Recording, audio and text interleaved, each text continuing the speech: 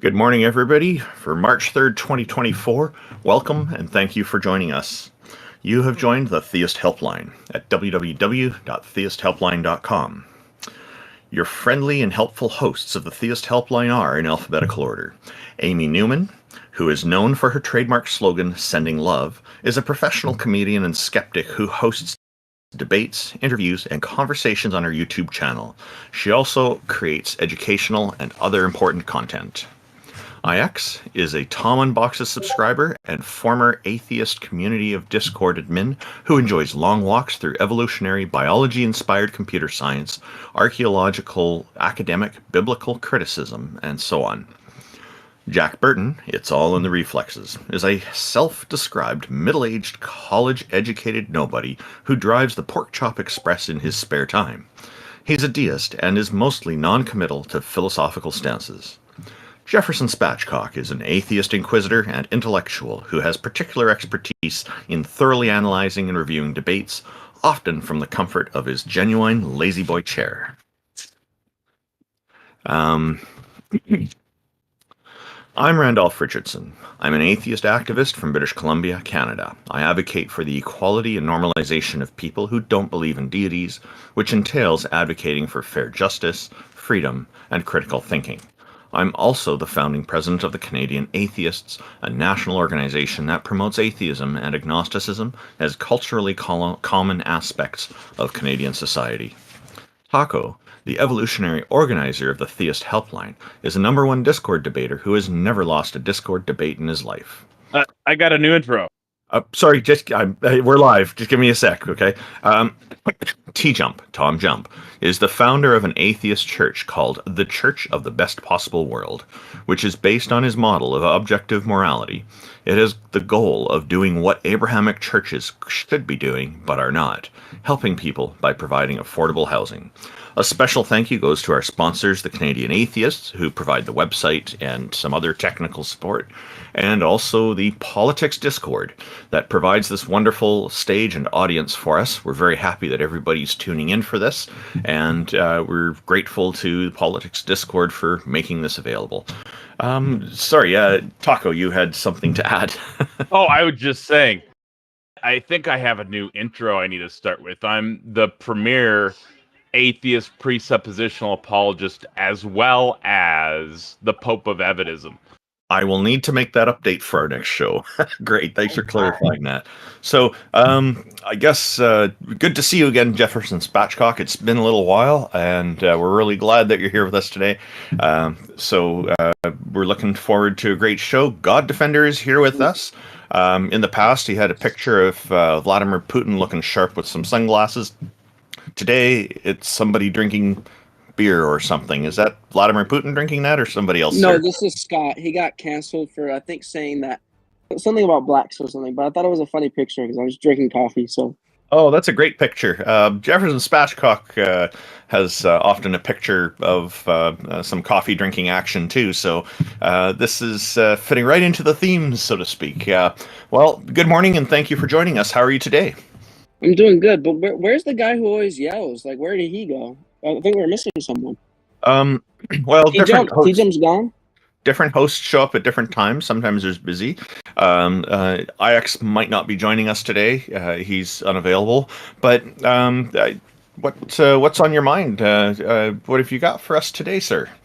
Yeah, well, I got some good arguments for God cooked up today. But let me start with the first argument, right? So the first argument I'm going to give for God is that everything in existence, right, both time and space, at some point has to have a beginning, no matter how far you go back. Even if it's like a different universe, even if aliens created us, at some point you got to go back, and at some point everything has to be created, and it has to be powerful, it has to be intelligent enough to create the world. So that's what we would call God. So that's my argument. I'd just like to specify, when you're talking about aliens, you're talking about like space aliens, like aliens from another planet. Or just anything that's not like created by something that's like within time and space, some sort of creature or something that was intelligent enough to create us. So like it could be aliens a space alien or whatever. Sorry, like aliens from another planet and spacefaring and all. Okay. Yeah. Okay.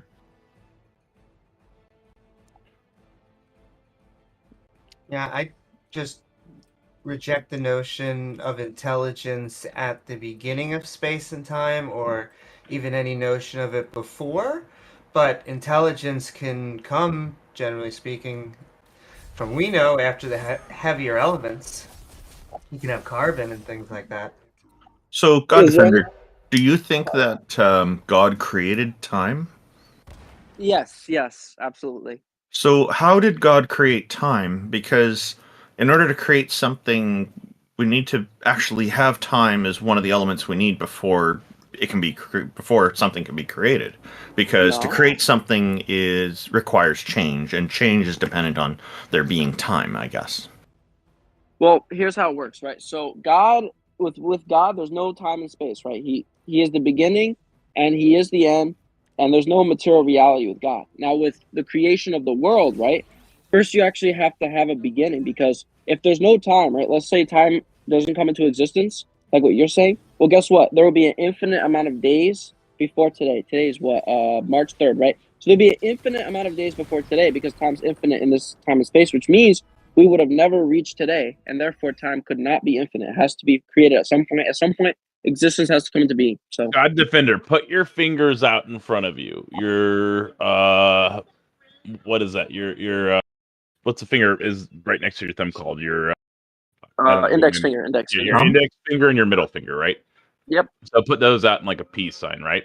Yep. So the distance in between those is technically infinite, right? But you can move your finger. So put your thumb from your left hand in between there and just move it from one side to the other. So that distance is technically, and then move it back and forth. You've just How is it traversed infinite? because you can. It can be cut in half infinitely or whatever. Right? There's like infinite points No, in it between can't. one end to the other end, right? But it's a traversable infinite. It's still finite, though. There's still a finite. I can't fit a refrigerator in between those two fingers. Well, this is we're talking geometry. You can keep dividing that length. Like you give a measurement, say it's 3 centimeters or 4 centimeters or something. You can keep dividing that number in half, and you can represent that number on a piece of paper. And No, you can't. there gets to a point where you run up Why don't you against do it on a piece of there gets to paper? a point Do it on where a you piece run of up paper. hey you get to a point where you run up against a human limitation. You run out of paper, for example, or time to write it all down, but you can still conceptually you can still keep dividing that in half. Well, if you're saying if there's a limitation, then by definition, it's not infinite. If there's a limitation to it, right? I said human limitation. Well, we live in a time and space. We live in time and space. So yeah, there is a limitation. You're gonna reach the end of the paper. Well, just a moment ago, you said that time is infinite. You talked about if time is I didn't say infinite. it was infinite. You said I said if. the opposite. Hang on. You said if time is infinite, then we could never get to the Yes. to where we are today, which doesn't sound like a reasonable limiter to me. We're just at some point throughout the whole timeline, the whole infinite timeline. I don't see how an infinite timeline would prevent us from starting. That I'm part telling doesn't you, make here's sense to why. me. Because let's say if time is infinite, right? That means there's no beginning to time and there's no end to time. There's no beginning and there's no end. And if there's no beginning and no end, that means there's an infinite amount of days before today. So today would have never came. There would have been an infinite amount of days between March 3rd would have had an infinite amount of days before it. It would have never reached today. There has to be a finite amount of time. If you're trying to count the days, then again, you're dealing with a human limitation, but not reality's limitation. Are you saying what number in the infinite would today be, God? What do you mean? Yeah, so each day in the infinite would, I guess, have a number, right? Like you would have like the set of infinite, and then you can number it like 1, 2, 3, 4, 5, however you want to do it, right? Well, there's no way so, you can't quantify that. You can't quantify infinity. That's just illogical. But you would still go through those days. It's still traversable. You're just claiming that it's like. I'm saying there's no beginning, right? In order to count, in order for you to start counting, like let's say time goes on infinitely, that's a different argument. If you're saying from now on time will always continue, that's a different argument. I'm saying there's no beginning. You're saying we start here and now we're going on infinitely. No, there's no beginning. Before the beginning, there's all this infinite shit. So there's no way we're to reach today. There's no beginning. Is what I'm saying.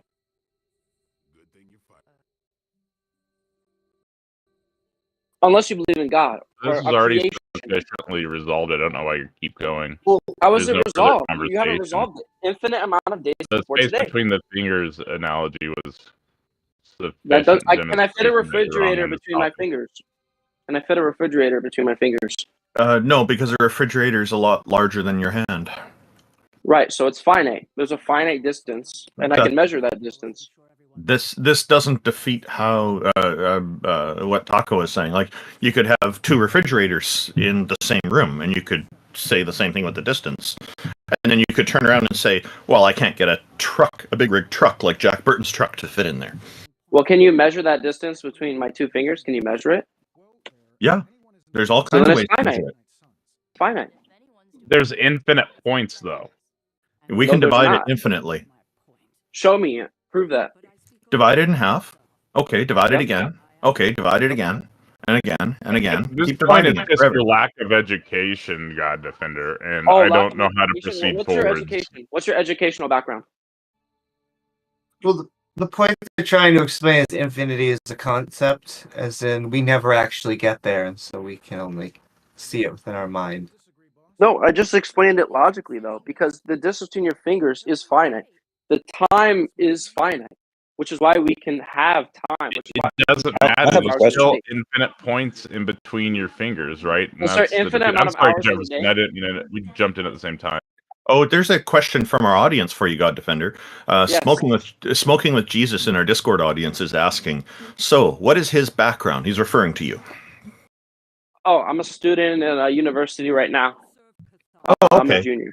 Oh, okay. Well, congratulations. Are you studying philosophy?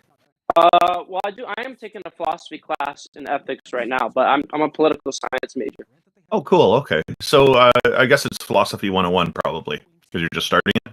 No, it's I've taken philosophy classes before that, but it is like I don't think it's a super high level course. Oh, okay. Well, that's cool. Well, good for you then. It's important to be educated, so I'm glad to hear that you're doing that. So, but can I also ask, you said that there is this being either outside of space-time or at the beginning. I want to know how either of those two things could be possible. I'll explain that. So the reason how that works is if God is within space-time, then God could have never existed, because that means space-time would have had to start at some point, which means God had a beginning, which means he couldn't be God. There has to be a beginning and point where material reality, time and space, material reality comes into being, and God is the beginning of the end. He's outside of that. He's existed before that. He's always existed. There's no time and space for him. There's no material limits for him. There's no time limits for him. Sure, but that just sounds like you're defining it. You're saying my version of God, I call this the modern theistic version of God, which is this monotheistic omni-God. It is without space or time. I'm asking you how that could be possible. Well, if that's not the reality, then you literally could not explain anything. Because, again, it goes back to the days example. Do you believe? Let me ask you this: did time begin? Well, I want to disagree with what you just said. You can know many things without this, but did time begin? There seems to have been an expansion event. That's what we call time beginning, because space and time are inherently connected. If everything is point A, what we call the singularity, well, then you can't move anywhere. It's not until you have a point A and a point B that you can finally have space and time. When was time and space? Not when. Before time and space, right? So before that expansion event, what was there? The singularity. And what was before that? That doesn't make sense. Oh, no, it does make sense, because you're saying time and space comes into being at some point. So if there's no time and space, there couldn't be a singularity. Actually, I can... Because that's a material thing. That's a material thing. The singularity is a material thing. If there was nothing, what actually, I have an explanation. How does nothing create something? I do have an explanation. That's how. I do have an answer. I do have an answer to your question about... Yep. That's okay. I do have an answer to your question, sir, about what was there before the singularity of the Big Bang and whatnot. I would say the cosmos. The cosmos. So the universe is either the same size as the cosmos or it's smaller, in my view. And if it's smaller, it may still be the only universe. Maybe there's multiple universes. We don't know. I don't really consider multiple universes seriously at this point, because you said we have no evidence of that. In general, I'm talking in general, people in general, but I don't take it seriously because there doesn't seem to be any evidence of of there being other universes. However, the important thing to remember about the Big Bang and why I've come to thinking of it this way is because Penrose and Hawking updated the theory of the Big Bang to support multiple Big Bangs to be consistent with quantum physics. So it's possible our universe is the shape of a lumpy potato, and because of multiple Big Bangs. So if there's no evidence for these cosmos before the singularity, So you don't have evidence. GodDefender, the base level presuppositions that you borrow from our worldview, such as I exist and the universe exists, and then the justified claims like space-time that we make that you borrow and apply incoherency to and call the uniformity of nature is obscuring your view outside of local scale here. So But how am I borrowing that? when we talk about the singularity, we're generally talking about everything that exists in one point in space, right? So the energy exists. I don't know how to word this properly, but where did the energy come from? the energy exists, right? But the existence would be part of the nature of energy, right? So existence itself. So because energy exists, we have existence, right? So that would be part of the nature of energy. In addition to that, space would be a part of the nature of energy. And so the singularity, when we talk about the singularity, in my dumb understanding of the singularity, it would probably be energy in its most simple form. So probably photons. And photons are cool because they can be in the same space, right? So imagine all the photons in the universe in the space of one photon. And so where did the energy come from is my question. Where did those protons come from? Yeah, it would have always existed. So it always existed. So if it always existed, that means an infinite amount of days before today, so then it never happened. No. Because it was in a stable state. Or there could have been other Big Bangs. I don't understand. This could be the you don't know. Occurrence of you don't know. Or the billionth occurrence or the first occurrence, right? But this line of questioning shouldn't bother you, because if we just ask, well, is God eternal? Does he have a point where he didn't exist? You will say, well, no, he always existed. But here's why. GodDefender, you're talking about infinite, right? No, 1 second. Let me answer what Amy said. Is, no. 1 second. We're in a traversable infinite. Bro, you speak for 5 minutes and then Amy speaks, bro. And then it's like a tag team. Let me respond. Amy said, a misunderstanding of the topic. My son. Amy said that protons, or I think you said it, protons always exist, right? That was your claim. Protons have always existed. Energy's always existed. And what I'm saying is, protons exist within space. Protons exist within our reality now. And in order to have protons, in order to have energy, you have to have time and space. So you are the one stuck in the problem. I'm saying God's outside of time and space. It's outside of this finite reality. You're saying somehow these protons have always existed, yet it's within the finite reality. Those are two different particles. You get the point of my argument. No. Your point doesn't follow because photons don't require time. Yes, they do. But that doesn't also solve. Well, you're saying they do, but time is emergent from the Big Bang. And you haven't demonstrated that. That's a claim you just made up. Prove that. That's what science is pointing to right now. You're just projecting. You said we. No. You said we before. Remember, we say this. We know this. And so what are you saying? GodDefender, so Stephen Hawking in his wheelchair somehow knows more about the universe than the Bible. Like this is ridiculous. You're just saying you trust science. You just trust some nerd in a wheelchair. So the difference do not live the way that you thought. Hang on. The difference is that the Bible is not an accredited source of science. Stephen Hawking has degrees in science. I think he may even have a PhD or two. So he's actually knowledgeable, and that's been verified. And the work he's done actually has passed peer review. So there's a big difference there. Now, when you're talking about things are outside of time, or you're saying because of if something's eternal and infinite, that it's not possible, that's some kind of limiter. It sounds to me like you're not familiar with what the concept of a timeline is when you're saying stuff like that. So That's exactly where I Well, was if the going to go, timeline, Randolph. So, God, hold I on, have an analogy bro. to You make. guys just This will three be real different quick. people I talk. promise. I will be Paco, can you just let him Whatever. respond to me and then go? Sorry. All right, I'm okay responding to all you guys. Just let me respond to each. So, timeline, that's perfect. So let's say our timeline, right? So we have 2,000 years of, like, I guess, modern history, right? You go from this BC to AD, whatever, right? I'm saying that the timeline, we take the back of that timeline, we're going to stretch it infinitely backwards, according to you. According to these photons, right? If it exists for infinitely, we're taking that timeline and we're stretching it infinitely. What does that mean? Well, that means you would need millions and trillions and an infinite amount of years before you'd ever reach 2024. So there's no way you could have been to 2024, and therefore we would never be here speaking. Well, it's okay if it's millions or billions or trillions of years. That's nowhere close to infinite, but sure, there's nothing wrong with that. We just happen to be at this point in the timeline.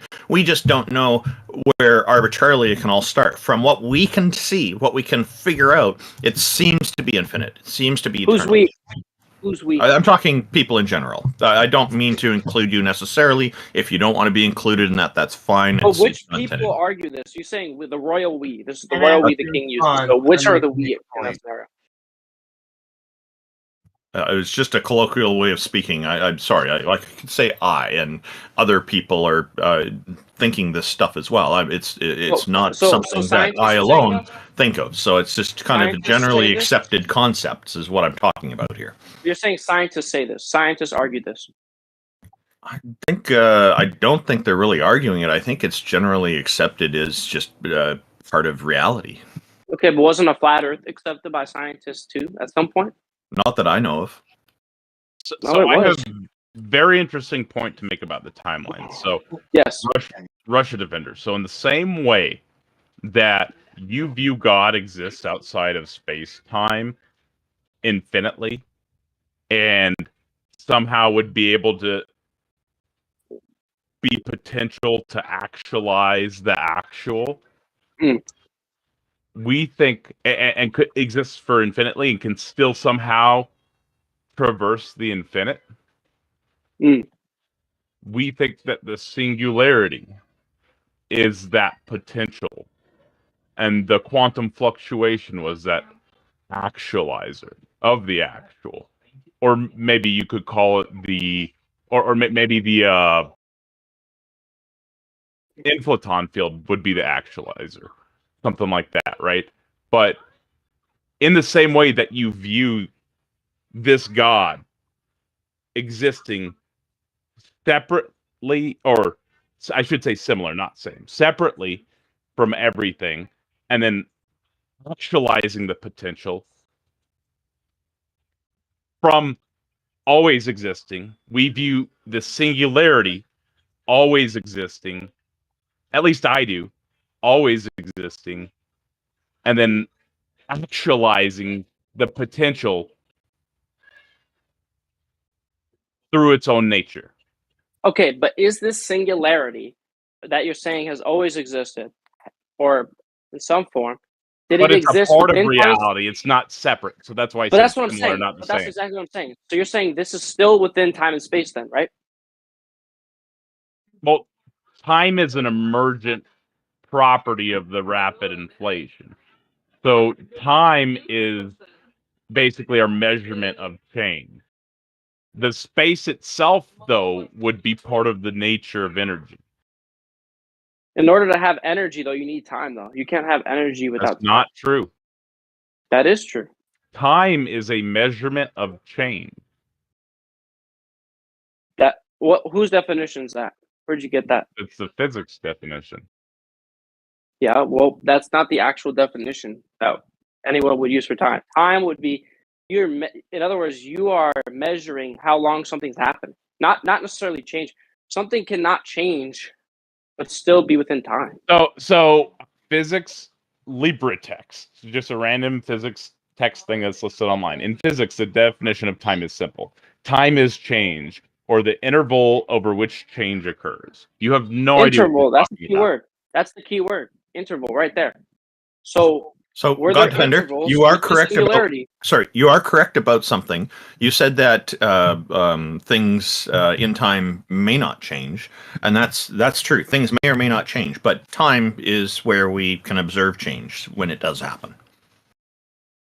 Okay, but if you have like Antarctica, if you have some bones frozen under ice that haven't moved for thousands of years, is it changing? Like, what's the change?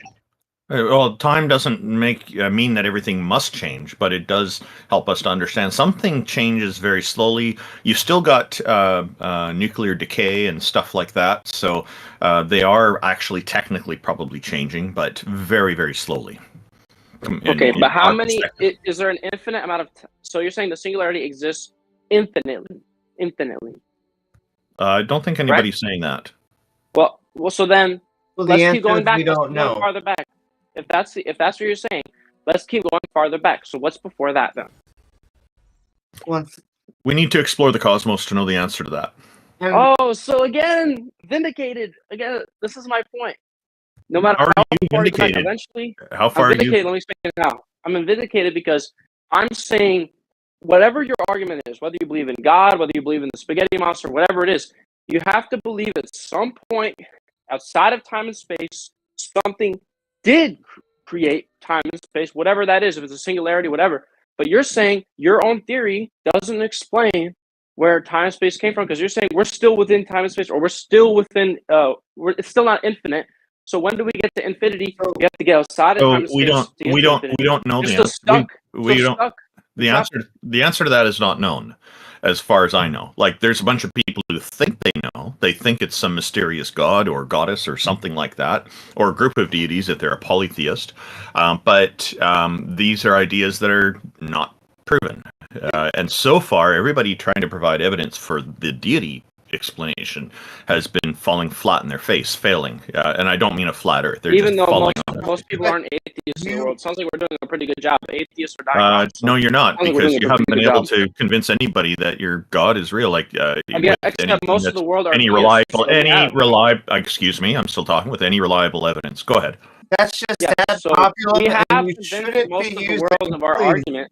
And if you look at the demographics, of atheists, you guys are actually dying off. We're having more kids, so you know that there is more than 1.2 billion atheists in the world today. And guess what? Christianity is rising in China, and so soon no, it's not. That's actually wrong. Please, let's hear what Amy has to say. Like, she had something to add. All right, so it's ad populum, which does not work. It doesn't matter how many or few or if there are of someone. That doesn't make it any more or less true. The word creating of the universe, that doesn't make sense. A creation very much comes from a mind. The only creations that we know of are animals right now. There could actually be other creations from other things, but right now that's just flat earth, very specifically, was not popular in ancient times. The Romans and the Greeks knew that the earth was round. They formulated some of the early tests using spherical. Sorry, it's spherical. Yeah. No, you're fine, Randolph. What ended up happening is Christianity took over, and eventually Christianity started to say, based on our biblical interpretation, it is actually both flat, and now we get the 6,000-year-old nonsense. But also, does a man... Not every Christian argues 6,000 years, though. You're talking about younger creationism. That's true. Some argue 10,000 years and other numbers. Or both of those are, yes, well, exactly. Sorry, I just need to... Amy, sorry, when you finish, I just want to add one thing from our audience. Go ahead. Okay, and I'm sorry, I just have all these... okay. No problem. But yeah, 6,000, 10,000, both those years are very silly. That's, 99 are off by a measure of 99% either way. But a man in a wheelchair did understand more about the universe than, the goat herders of the Bible. You sure about that? You sure about this nerd in a wheelchair? I would speak. say, okay. The ad hominems. Everything. Hey, you know what? He's dead. Sorry, hang on. GodDefender, the ad hominems against Dr. Stephen Hawking are unacceptable. Okay, he's not a debater, though. He's not in the debate. Nobody said he was. But I mean, well, if you're using him as an authority, it's fair for me to attack his credibility. Okay, but you don't have to use ad hominems to do it. You can focus on the arguments that She just you said put for goat the herders. ideas. She just referred to the prophets as goat herders. So I can't say he's in a wheelchair. A lot of them were goat herders, and Oh, that's and a he's in a legitimate wheelchair. profession. And So he's in a wheelchair. I'm just, yeah. What's the big deal? There's lots of people Well, with what's the deal? different Big deal with them having disabilities. goats. Having goats is not a disability. But I'm just going to I'm just going to read a comment from Yeshua in our Discord chat. They've commented that the more coherent question would be: is it logically possible for the material universe to exist infinitely into the past? And that's a question being wrestled with today. That's my argument. That's my argument. Also, you, Big Fire Boy 3, thank you for pointing out a link to The Economist, a publication that disagrees with a comment I made earlier, and so I stand corrected. Apparently, Christianity is growing in China.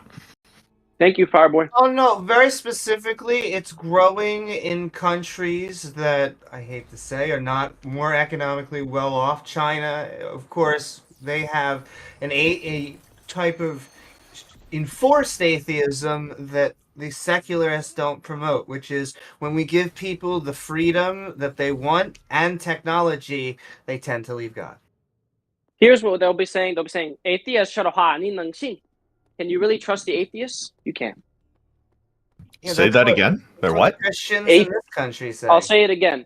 Atheists 说的话你能信? Okay, yeah, we're going to stick to English here. Okay. Yeah, but thank you, but we'll just stick to English. Okay. It doesn't matter. It's the point that when you are in countries where they actually have access to education and technology and freedom, they tend to leave religion. The pews are emptying out. South Korea is going towards Christianity, and it's one of the most developed countries, arguably, on Earth. So I think that's actually wrong. Yeah, I'd like to see data that says that South Korea is going. Oh, there's plenty of data on that. Okay. Then that should be easy to bring up.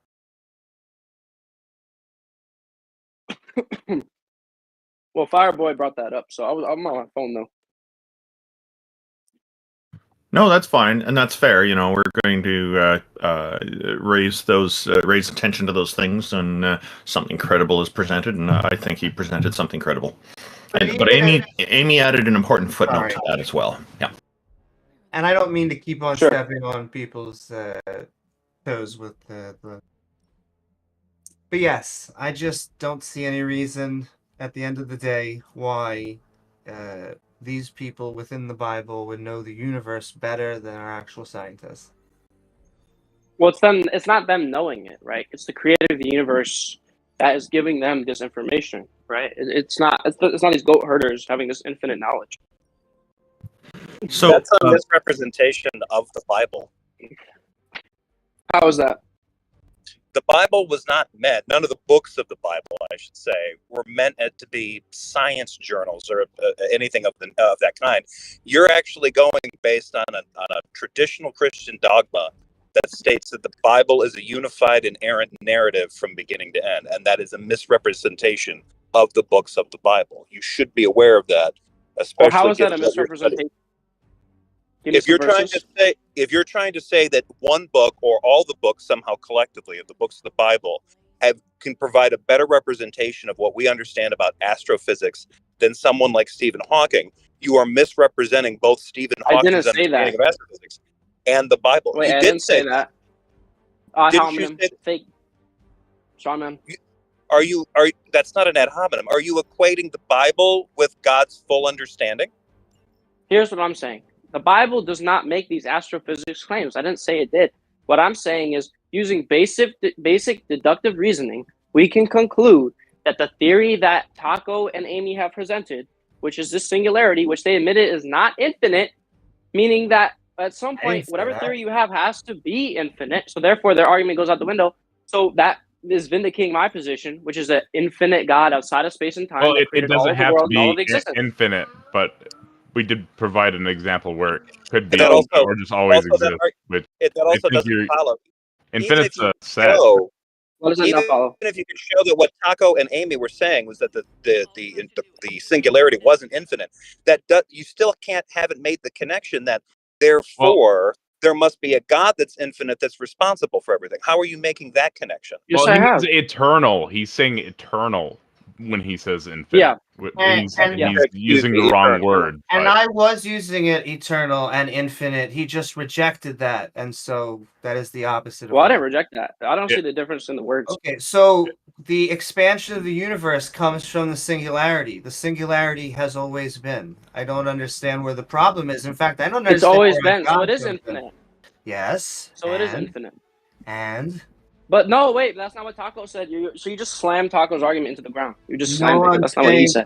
I'm giving a different argument. I'm saying the singularity from our approach, all we can see is that it always was, and we can't imagine a space-time. There can't That's not. be a That's not a before. different argument. It did. The singularity always existed. Taco, somebody commented in the chat that your video is causing some lagging problems I for turned them. off. Sorry. Yeah, I think we're lagging a bit. Oh, gee, my little son TJump's here. That's great. And Wonder talk what he has to say. with anything that you were saying because we don't actually know. It could be that it could be there is a multiverse, and thus it wasn't that our local space-time was the beginning. There were other forms of time that we don't just understand. However, from our position right now, it looks like an infinite point in which space and time. So could there be a God? There could be. I just don't see any reason for there So to you be. don't know. You're admitting you don't know. So I do know. So you should listen to me instead of you saying Well, you don't know. I know. hang on. Sounds Actually, like No, con that's wrong. artist. We don't know. The fact that something could be does not mean you don't know. Could we Correct. be in the Matrix? Yes. Does that mean I don't know the world is round? No, I can still know the world is round and be wrong. It is possible to be wrong, but still know things. And You just No, don't. I know lack of that. I'm basic aware of that. knowledge But of he just philosophy. admitted his theory is unknowable. He doesn't know it yet. No, Wait, He no, doesn't know the GodDefender, theory yet. how I do you literally just- know? One sec. So I said you can know something without being certain of it. So if Amy could be right, there could That's be a God. contradictory. No, it's not. This is basic philosophy. You need to You said Google you know basic it and you philosophy. don't know it. Which No, one? that's wrong. Stop talking.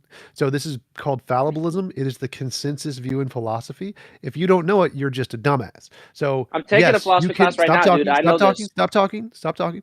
So fallibilism is the position you can have knowledge without having certainty.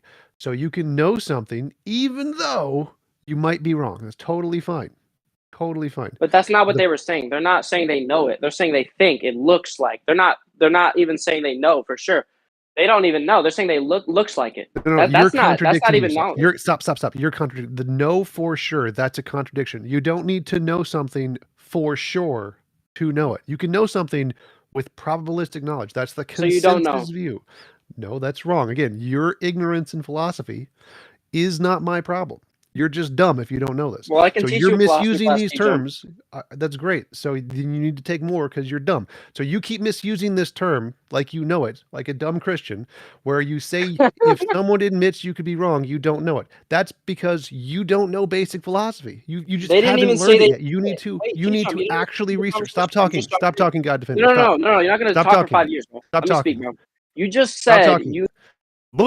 Done. So you keep misusing this term knowledge, like many dumb apologists do, where you claim that if someone says they could be wrong, therefore they can't know. This is wrong. This is you not knowing basic philosophy.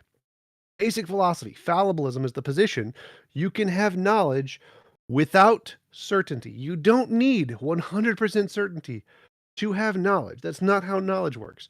So your basic ignorance in philosophy doesn't allow you to understand. Amy's correct. There could be a God, but she can still have knowledge of the natural world, that naturalism is true. There is no God. You can still have knowledge of all of those things, even if there's some small percent chance that there might be a God. So you need to go back to your one philosophy course, ask the professor what fallibilism is. Can you know something without being certain? Ask him that question, and you might educate yourself a little bit. I Well, wholeheartedly I think agree your with hatred this. for God. I think his hatred for God is showing right now. But let me say this: Amy said verbatim that it looks like this. It could be this. It could be that. I don't know. So she didn't say I'm. We should pull up somebody else. Oh, hang I on a think. sec. I do have You one just did question. another ad hom, dude. One question for Okay. GodDefender that I have is Yes. that you're so sure it's one god. How can you be sure it's not a goddess or it's multiple deities working together as a group? Well, that's like another hour-long conversation. We were just talking about the Then infinite. let's do that another and day. just- I think we'll give you maybe 30 seconds or a minute or so to kind of shoot sure. the bolts, and then Sure. we need Just to move on to another guest. Yeah, just based on the pure knowledge that we understand of the universe, if there were multiple gods, they probably wouldn't agree on anything. So we're here, and there's probably one intelligence, one existence, one creator. It's that simple. But if multiple deities are omniscient, they know everything. Why would they be disagreeing? Omniscient, I Why didn't would they claim not that. be just trying to spread the load to get the job I done didn't as a claim group? omniscience, though. Okay, I'm adding that in. All right. Well, yeah, you're right. It's going to be an hour-long conversation, so let's do that in the future. Sure, no problem. Thanks for joining us, GodDefender. Thank you, guys. Except TJump. Appreciate the conversation. Come on, man. Let's not be exclusive like that. All right, take it easy, man. Have a good one. Let's bring up AndrewO. I think Andrew had a comment on the last conversation. Oh, he's... Yeah, but Hello, Andrew. Welcome. Thank you for joining us. glad to be here. Yeah, had a few points earlier, but I wouldn't want to have the conversation in his absence. Unfortunately, the topic had kind of moved on from that particular point with regards to cosmology. Well, maybe just make the point, because we're always interested to know a bit more. Well, there's kind of a thing that's gone around with the idea of what happened before the Big Bang, and the fact is that describes a boundary point to our ability to extrapolate what may have happened or what is likely to have happened. That's a limitation. So it's not to say that time didn't exist before or how long that dense state may have remained relatively dense. Who knows what the interactions were internal to perhaps a really dense state before an expansion would take place. We don't actually know any of that. So to say that time began only after the expansion that we're aware of that's our ability to measure time that begins then. And Yeah, that's and a statement of our limitation, not the actual concept of time itself. Yeah, and that's why I mentioned the cosmos, and I think you've summed this up very nicely. That's actually makes it really clear, I think. Yeah, so by the same manner that he also tried to describe the concept of traversing time, that you can never get to today, the only reason we call it today, or 2024, is because at some arbitrary time when we existed, someone said, yeah, we're starting now. An arbitrary point on the timeline that Exactly. we can observe. Yeah. Yes, we decided to call it a thing. The same way that you'd ask, what year is it in China? And it doesn't say 2024. And we're able to measure things thanks to carbon dating because of our knowledge of science and other methods of dating things, because we know about radioactive decay and stuff like that. Exactly. But all of these things are relative. Yes, I fully agree with that. That's awesome. It's actually a very helpful perspective. Thank you. Excellent. Yeah, it's great. Did you have anything else you wanted to add? There may have been other ideas that came across, but we can move on to the next member. Thank you, Andrew. Really appreciate you joining us. It's good to see him. I know Andrew from other channels here on Discord, so it was a delight to have him on. Hello, Pokyt. Welcome. Thank you for joining us. What's on your mind today?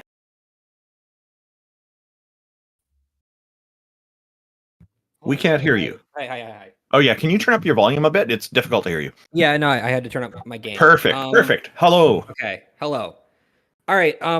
Is GodDefender still listening? No, he's not. Okay. I don't know why it is that you guys felt the need to like make a scientific argument against God.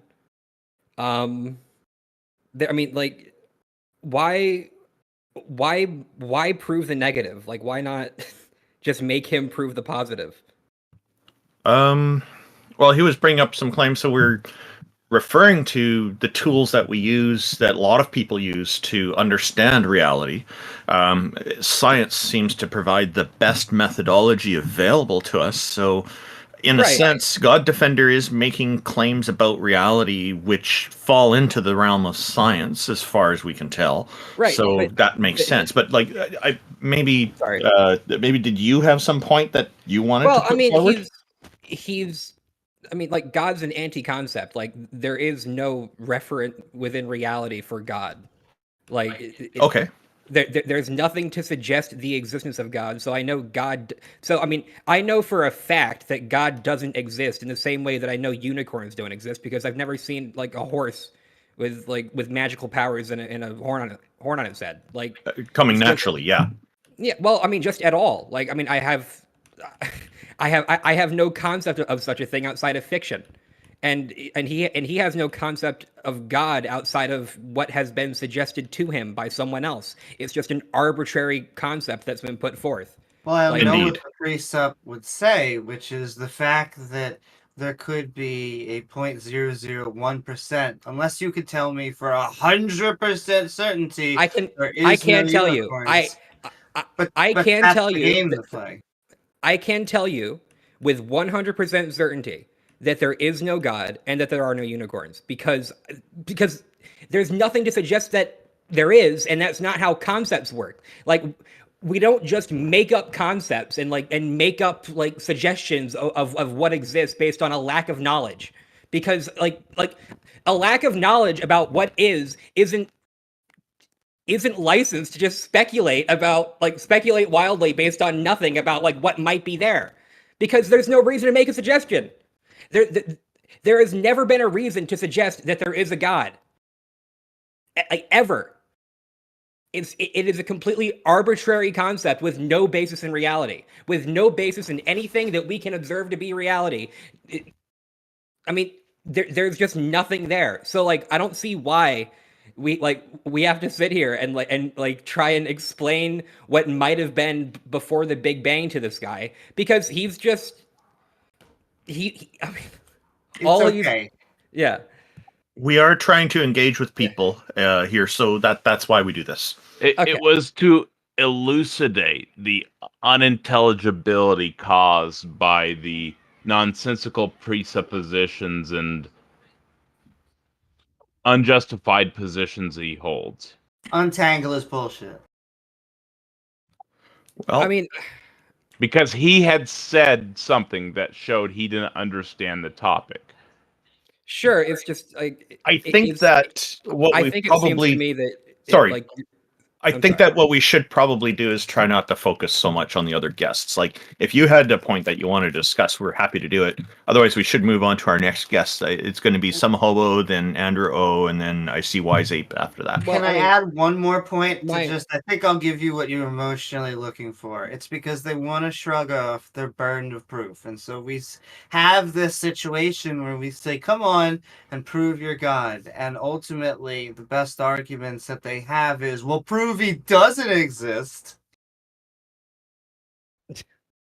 I mean, yeah, but like I guess my assertion is, and all I really have, I guess, the energy to do is state my assertion, but that God is a metaphysical impossibility, because, I mean, you know, what is metaphysically true is based on what we can observe to be, you know, is based on what we can observe within reality. Like that's where we get metaphysics from, is through observation of reality, right? And there is nothing within reality to suggest that there is a God, so God doesn't fit in anywhere in any sort of proper metaphysics. And epistemologically, you just cannot form concepts about what is not there. So that's a messy version of what I think, but You're a theological non-cognitivist, right? Sorry? Are you No. agnostic? Sound No, agnostic. I'm an atheist. Yeah, Poky made that very clear by saying there's no gods out there. I think you should look up agnosticism. Well, Okay. Yeah. Okay. All right. Thank you. Thanks, Pokyt. It's a pleasure talking with you. Let's bring up SumHobo. That's a clever name, I guess. I guess Some yeah, that's hobo. a fun sentence. He definitely sounds like he should call himself an agnostic. I kind of thought he sounded more like he was an atheist. Some hobo. Yeah, he was an atheist and probably agnostic at the same time. Some hobo, how are you? Thank you for joining us. You've got your microphone muted. I'm doing good. I also want to say, just based on other parts of the conversation, I do identify as a goat herder because as a kid I did have goats and I would herd them around the yard. Well, I think they're adorable, so that's kind of cute. I think that's awesome. We've got an actual goat herder here. This is so cool. Yes. A voice of authority. What can you tell us about goat herding that differs from what the Bible tells us? Well, I mean, I didn't have to fight off lions. They probably did though. They probably because I looked like historically lions were in the Middle East. They were in Greece even. But Yeah, more biggest dangerous, sheep. more dangerous times back then. Things have changed. We've got safety standards now. It's much safer to be a goat herder nowadays. yes, I don't less lower back pain. Oh yeah, we've got solutions for some of that. What's on your mind today? What would you like to discuss? Well, I'm curious. What exactly is the Theist Helpline? Is it a place to discuss God or beliefs in God, or what is your guys' goal with the channel? Yeah, we like to interact primarily with theists, but the atheists join us too from time to time, like AndrewO just did recently, and then the previous guest as well. Because we like to engage on the ideas. Originally, we started this channel with challenging people to try to convince us that a goddess or a god exists, but we found that people bring up other topics as well, so we've kind of more generalized it with the name Theist Helpline. It attracts people, similar to how Darth Dawkins' Atheist Helpline attracts people. And just want to say thank you, Jefferson, for joining us. We really appreciate you being here. He's indicating the back end that he needs to get going. So I just want to give Jefferson Spatchcock a chance to. Oh, okay. I was going to give him a chance to say something, but it's okay. So, SumHobo, what would you like to discuss? Are you a theist? Are you an atheist? Are you do you have a concern about ethics, or do you have some kind of idea to prove that a god or goddess exists? I'm a theist. I guess the only point I want to make is that as a theist, I actually think to some extent it's wrong to try to push belief in God on others, which I notice a lot of theists do. Because, like, for me, I just believe in God. Like, my belief in God has very little to do with logic. So it's just something I experience. And I have no idea why some people experience God and others don't. So it's like, um, I don't see myself in a position to go up to others and be like, "You have to believe in God, or else go to hell." Like, I just think that's wrong. And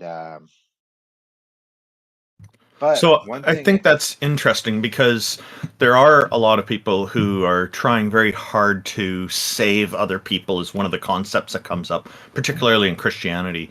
Like I've never had a belief in any gods or goddesses. I grew up without these beliefs, and so I so far never had the experience of leaving religion because I've never been part of one. There are people who do deconvert. The Canadian Atheist organization I run, we're not trying to deconvert people, but we're trying to show that, hey, this is a normal thing, that there are a lot of people in the world who don't believe in any of these deities. So, because I believe that, and I fully agree with you. It's to me, it's going over the top to try to convince people to change.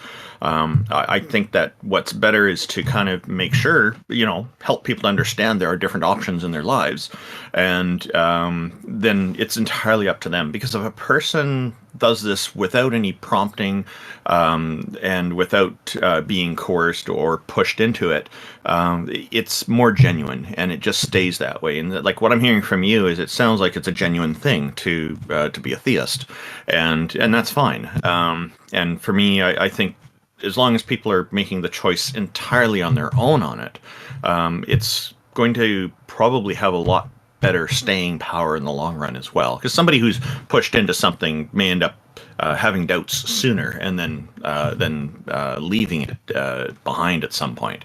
So it won't be as long lasting if it's not general. Does that kind of make sense to you? It does, and yeah, I don't see any issue in people trying to deconstruct theist beliefs, because as a theist, I actually try to deconstruct theist beliefs, even my own. For instance, the going to hell thing. Like, I actively try to let people to try to get people to see the uh well, it's very tyrannical belief that, oh, if they don't believe XYZ, they're going to hell. Like, it makes no sense. Because just if we're saying God is good, then we're saying God is just, and part of justice is punishment fits the crime. And it's like, why would do I believe Hitler's being punished by God? Yes. But do I think it's for eternity? No, because that doesn't sound right. Like, maybe he's being punished for 10 million years. I don't know.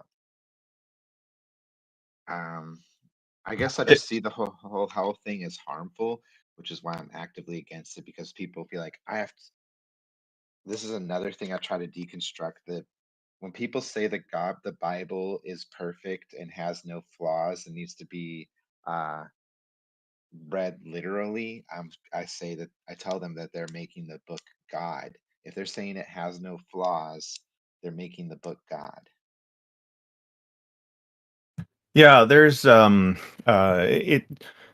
it's a very outdated approach. Before people had a better, at least grasp on psychology in a very meaningful way, like we seem to have today, they used to kind of think, okay, you punish somebody, and then that sends a message to everybody else. You're going to get punished if you do this. It was very basic, very rudimentary, very like a vehicle on square wheels, so to speak. We've come far beyond that, but religious scripture is not updated. People resist that. There are little updates through translation and stuff like that, but it's not to the degree that should be expected. And sometimes they'll add stuff to it, like the New Testament added to Christianity, which unfortunately reinforces a lot of the ideas before it in the Old Testament and fulfill it, rather than changing it and not doing, like, the New Testament doesn't say stop practicing human slavery, for example. It Yes. continues to embrace those things, so it is problematic. There's a toxicity about it that is a problem. So yeah, the punishment doesn't fit the crime, so to speak, and so that's where the injustice of Christianity really shines through. So I think it's perfectly valid to question those things, and the fact that you are open to the challenge of theistic ideas is quite reasonable and something that should be encouraged. Not just exclusive to theism, it should apply to everything. And we see it regularly applied to science. The whole peer review process is about this very thing, questioning ideas and trying to find how situations where the ideas put forward don't work, and or where they do work, and try to really understand rigorously what is true, what is accurate, what is factual, and what isn't. All of those things. So that's something that I think is missing from religion, and that's why so many of the old ideas keep getting perpetuated and doing so many harms to society. If you're curious about why people are leaving their religions, one of my good friends, Neil the 604 Atheist, covers deconversion stories on his channel. He's got over 400 of these videos now, and he just interviews people one at a time and asks them what their experience was. And one of the things that I learned from that is when people leave, it's usually not an all or nothing proposition for them. For example, they'll stop believing in the God, but they still are worried about going to hell and a fiery afterlife. It may take them another year or 2 years to get over that, or a month or something. I'm going to put the link to his YouTube channel in the Heathen Hangout chat for you, and in our YouTube chat, so that you can take a look if you're interested. So. Yeah, where do I find where's the Heathen channel, or what is it called? Oh yeah, Heathen Hangout. It's just above Theist Helpline's voice channel here in the Discord thing. So, or I can just tell you, Neil's YouTube channel is Neil the 604 Atheist. If you type that into YouTube, you'll find him right away. Neil the Sixth Atheist? Neil the 604 Atheist. 604 is the area code here in BC, Canada, for the telephone Okay. system. That's why he Hey, uses that. So, Amy, yeah. So hopefully this is all helpful to you. Did you have any questions that you think we should answer? well, I'm gonna ask a question, but I want to tell Amy, hey, I checked out your YouTube channel after I talked with you a couple weeks ago, and I liked it. Oh, thank you so very much. I like her Yeah. channel too. I like yours too, Randolph. Thanks, Amy. You're on it right now. Woohoo! Yeah, so I guess a question I have for you guys is, how do you see consciousness? Because for me, how I define God, a big part of it would be consciousness. Um, and, the fact that we can be conscious of this reality in general, like, does that, does consciousness spawn any curiosity for you guys? Yeah, consciousness I see as not being the only part of who we are. What I mean is, consciousness also needs memory. It needs to have some kind of interaction with the real world. So we've got our senses for that. We can sense sight. We can hear things. We can feel temperatures. We can sense balance. We can. And there's more than six senses. There's all kinds of stuff that we can sense.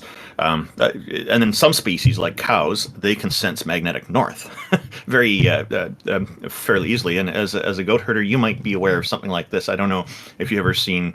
I know the cows will do this. They'll all end up facing the same direction in a field because they're kind of in tune. Almost all of them will face the same direction because they're all in tune with magnetic north.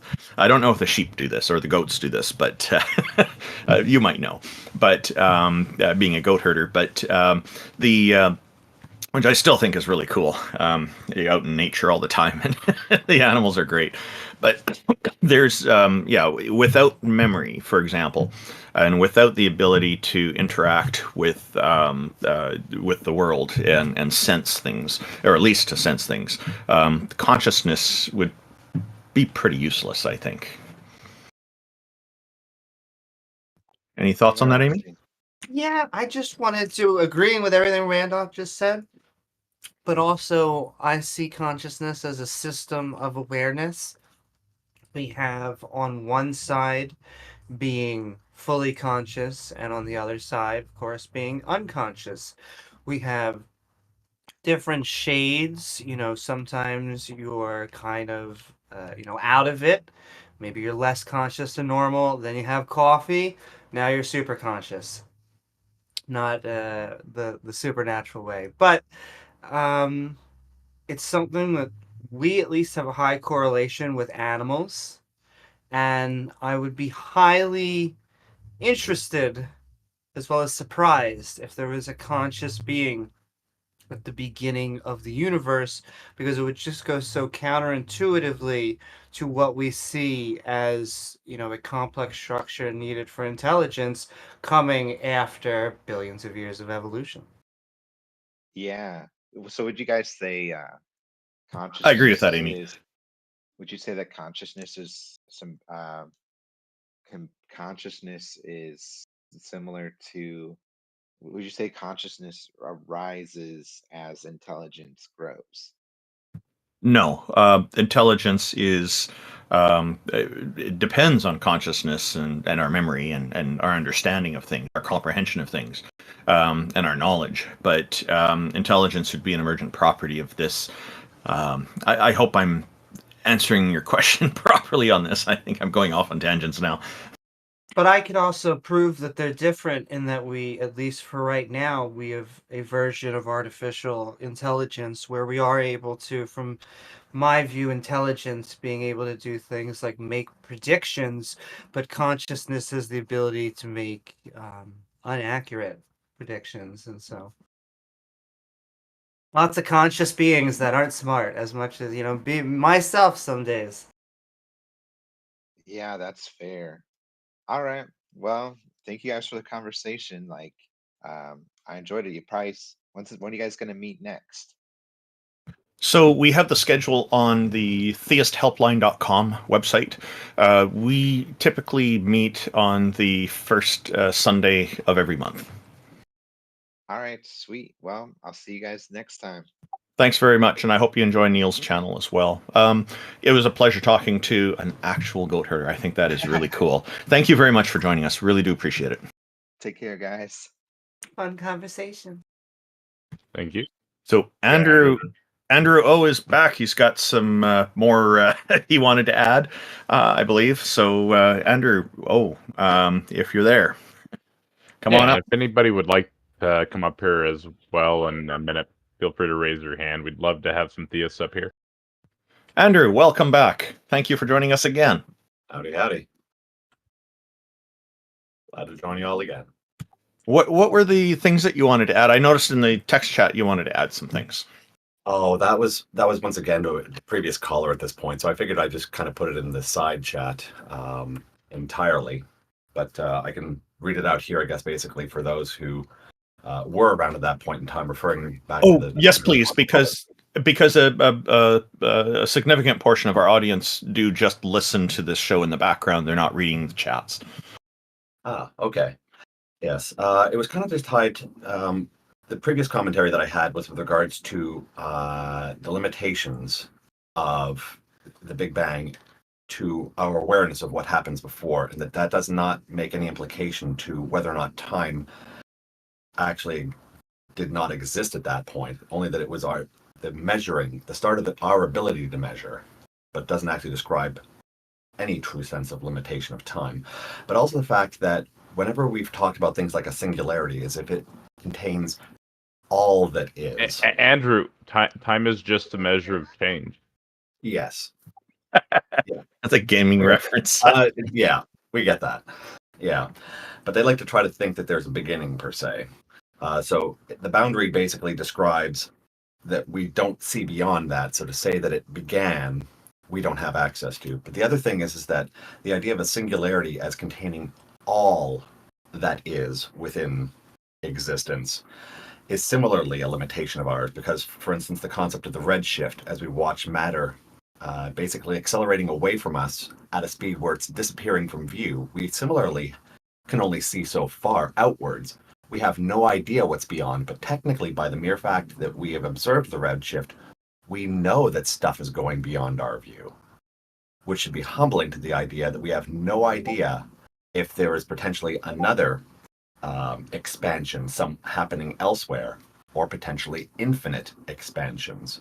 This could be like an entire turbulent sea of what people like to call a singularity, but I just like to think of it as a collection of stuff expanding. It lends itself to several other hypotheses, but it's highlighted by the fact that we know that things are leaving our view, which should humble us to not assuming that what we see is necessarily all that is, or imagining that our expansion itself is itself infinite, potentially part of a larger group of infinite, but basically just a limitation of what we can observe. Yeah, the human limitation factor that I mentioned a number of times to a previous guest here. Yeah. But the limits that we come up are not only our own ability to see and feel things and experience things, but also what our tools can do for us and indicate for us is going on. So there are certain things that we can't see because they're too small. We've got an electron microscope, I think people know what I mean, that are amazing tools that give us at least a partial understanding of what's happening at the molecular or atomic level. Absolutely.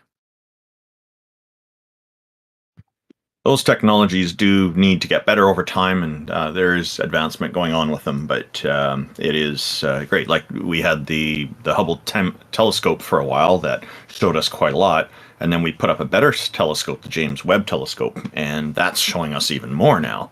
And I look forward to what the future holds once we've exhausted these resources as well.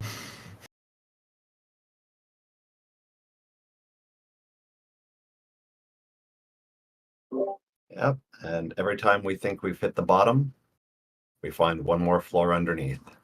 Is it turtles all the way? Who knows? I was just going to say, is that an analogy, almost like the analogy turtles all the way down? Well, thank you, Andrew. It's great to see you here. Thanks for joining us. Really appreciate it. And did you have anything else that you wanted to cover, or? I was just covering the previous point. I missed the last 2 or 3 minutes of the last caller there, unfortunately, but sticking around to see where things go. Yeah. He was talking about he was an actual goat herder, which is a cool profession, I think. So it's kind of neat because the goat herders are part of Christian history as well, right? But he was a theist, and he's a theist, and he was talking about how he doesn't really seem to favor the idea of people pushing the religion on other people. And I was saying the same thing as like what I do, the atheism, I don't push it on people. And so I was agreeing with him, basically. He brought up some good perspectives and some interesting questions about consciousness, which I thought was really cool. Sounds like I may have missed a few good ones in between there. Well, we do publish this this is live on YouTube right now, so that will always be there on YouTube, and I'll put the link in the Heathen Hangout chat for you as well. Excellent, greatly appreciated. Yeah, we've got a whole history of shows here, so yeah, it's great. Thank you very much.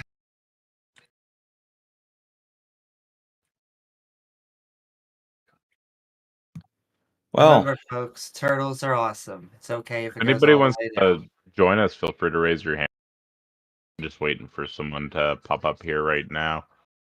Does anybody have any interesting topics they'd like to chat about while we wait for a theist to raise their hand? I guess it's a slow day today. I recognize quite a few names in the chat from other places, or in our audience from other places. So, yeah, the Taco, you've been having some interesting experiences lately with debates. Oh, how's that going? Well, I've been running atheist presuppositional apologetics, and it is super fun. And upon reflection, it seems to be true. You want to run us through the arguments a little bit? Sure. So I start out with asking a simple question. Do you reject the self-evident truth of our shared naturalistic atheistic reality that's been revealed to us through both natural and special revelation? Now, naturalistic in that there is apparently no supernatural, atheistic in that you don't see gods on a daily basis or anything like that. Then natural revelation would be your sense data, and then special revelation would be your reason. So I start out with that question, and then I usually, after I bring that up, they start making some strange claims. And they usually point out to thinking that we think the universe came from nothing, which is weird. But it shows their lack of intelligibility outside of the local scale when they ask that question, because they don't understand the Big Bang Theory when they say that. So you're asking them a question, and then they turn around and come up with an assumption about atheists. Almost every time. Instead of answering your question. Yeah, almost every time. Wow. And then I point out to them how it's not even a coherent question. And the reason that I know they lack intelligibility of the topic is because a question is not coherent. And so I generally point out to them how they borrow from our base naturalistic presuppositions, like I exist and the universe exists. And then if I'm talking to a Christian specifically, oftentimes they'll even hijack space-time and add incoherency to that. Oh, I forgot the additional presupposition they add, God. Anyways, so they add additional incoherency to space-time, and they create this concept called the uniformity of nature, which is insane. I get why they do it, but they apply incoherency to it, and it obfuscates everything outside of local scale from them. So these grand concepts about the universe are unintelligible to them because their base level presuppositions don't allow them to understand what's being said or what they're reading about. So basically, I'll describe this better. So they're basically wearing like rose tinted glasses because of their additional presuppositions and incoherencies that they apply. And so when they receive this information, they view it with these rose tinted glasses, and their brain interprets it this way.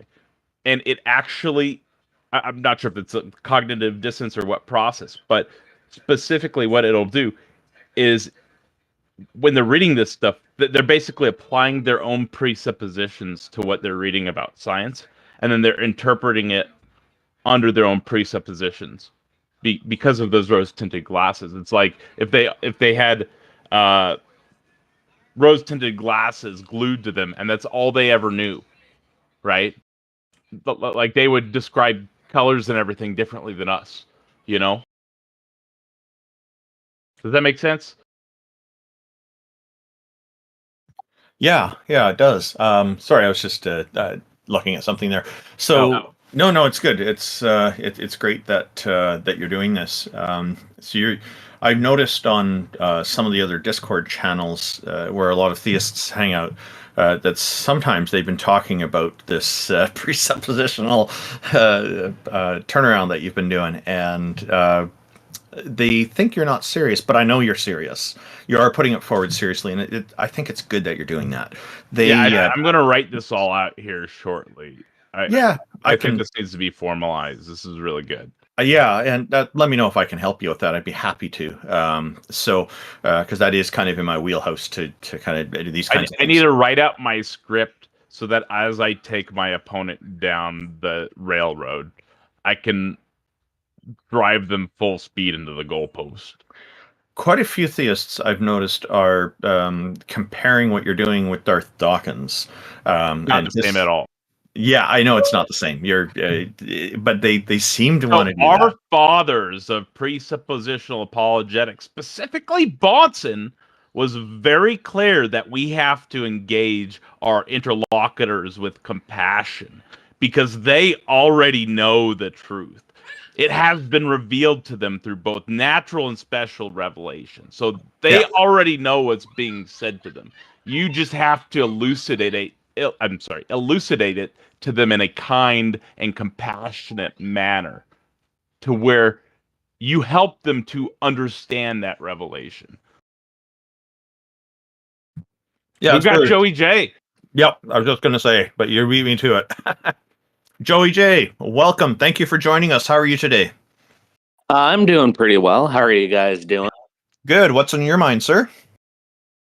I don't know. I just like I used to be an atheist, and then I kind of found God, but at the same, like I feel like rhetorically I've stand on, but the line of questioning that I'd like to go down today is like the historicity of the Bible, like in terms of archaeology and what is it within the books. Or did I say the Bible? I'm that's fine. Yeah. No, this is your chance to speak on this. So you favor questioning religion and the historicity of the Bible, or did I misunderstand you? I want to, in terms of showing that there is something there that, like I'm not sure what truth you can make by saying that, like, these people existed and we have historical proof of it. Like, I'm not sure if that would actually prove what they believed, but it showed that they existed back then and they believed, if that makes sense. Sure. Yeah. No, we know throughout history, people believed all sorts of things. And a lot of the time the beliefs are wrong. Like one example is many people used to believe that the sun revolved around the earth. But later, as scientific understanding of reality improved, that was disproven. So, and I see Babs is here. She's going to be next after you. But it's great to see you, Babs. So, Joey, you mentioned something there. Are you meaning like there's a deity there, like a god or something? That are you convinced of that? And if so, why? I believe that there is one there. My problem always runs into proving it, and then it feels like the only people who are really hardcore on my side talked to some anti-evolutionists yesterday, which I do not adhere to, but they hadn't everything that I asked. But upon further reflection, I came up with things to say back. But I don't know. It's just crazy. I feel like I'm having a crisis of faith every day because, what you guys say makes the most sense logically, but one of the things that you run into with theists is that they really base their worldview on logic, and I don't think that you can prove God with logic. So, first of all, I'm going to say I really appreciate you finding that what we're saying is logical. We thank try. you for being intellectually honest. That's awesome. We try, yeah, we try to be, but we're not perfect. Like I was in error earlier in this program. I rejected somebody claiming that Christianity is growing in China, and it turned out I was wrong. Somebody posted an article, credible article from theeconomist.com, and so I reposted that here as well as in the YouTube chat, and I made a note publicly in that conversation that turns out I'm wrong. I stand corrected on it. One of the most important things is that to understand is people can be wrong, and in many cases are. And how people deal with it. Are they willing to correct that when they discover that they're wrong? That is one of the most important things. And there are, I find, a lot of people, atheist communities as well as theist communities, that will not self-correct. And they are, in some cases, even resistant to self-correction. They're resistant to new information. So, and I'm going to give you a reference because you mentioned that you're kind of struggling with some ideas. I just have two more points to make here. So, one of the points is that my good friend Neil, the 604 Atheist, he runs a YouTube channel where he interviews people who've left their religions, and each person, each person has a different, unique story, and it's fascinating to listen to because, the different reasons people have for having joined the religion comes up, but also the reasons why they leave the religion. They really get into that. Some of them, it was an easy thing to get out of. Others, it was complicated. They had family pressures and different societal pressures and things. So I'm going to post that in the Heathen Hangout chat, the link to his channel, which is youtube.com/Neil the 604 Atheist. So he's got over 400 of those deconversion stories on his channel. Now, you asked about, you mentioned that you're kind of, my last point, is you're talking about this struggle with believing in this God. Sometimes you have some questions about it. One thing I will throw at you that might help you develop more clarity in it is to consider, why is it just one God? Why is it not a goddess? Why is it not multiple deities working together as a group to spread the load to create the Can I universe? stop you there? Sorry. Yeah, please. I'm done. Go ahead. I don't believe in one God like Judaism, Christianity. I believe that there's a unity in religion. Okay. Recently, I have a hard time have little rituals that they do every day, and I have ADD or something. I can't focus. But Baha'i, that is the closest thing that I've been happy with a religion. Maybe Buddhism, but that's even crazier in terms of rituals that they do. In the early times, the Buddhist, even the Buddhist scriptures support it. There is quite a lot of misogyny, sexism, and whatnot in it. And for a woman to get married, she had to get permission from her father, and these sorts of things. Now, some people will argue that this was a cultural thing. Yeah, I don't deny that. And a lot of religions are based on the cultures they were created in. So, but today I find Buddhists typically don't agree with the sexist aspects. And I think that's a very good thing. I find more sexism in Islam and Christianity still prevails, but at least Buddhism has moved past it. It's still in their ancient scriptures, but they're just not they're just not in favor of it all, because I think they see the problems with it, right? So at least Yeah, yeah. And if you I, don't mind, yeah. well, it sounded like you wanted to say something. Oh yeah, I was just saying that the old Theravada scriptures, yeah, the Buddha did have some sexist things to say, like they're preventing you from reaching enlightenment. But that's all I've really heard. I haven't heard that to get permission from the father to marry. That's an interesting fact. But yeah, it probably from transition from Theravada to Maha, because they had like female bodhisattvas, so it was a lot easier to just dismiss the sexism of the Buddha because he was the Buddha of the time that was needed, not the incarnation of the cosmos. Then, Well, and can I just bring up a few points, which is that, well, first of all, I'm glad that you are pro-evolution. That tends to be not only a bad thing, but detrimental to our education system. About biblical history, it's some of it is history. It talks about Egypt, but, just because Egypt is a true place doesn't mean that everything that there was a Moses and talking bushes and all this other stuff. You were also two things, and I'll hand it right back over to you. You said that you um, found God, and so I'd be very interested. I mean, the joke is just standing there. Where was he hiding, or she, or they? And then.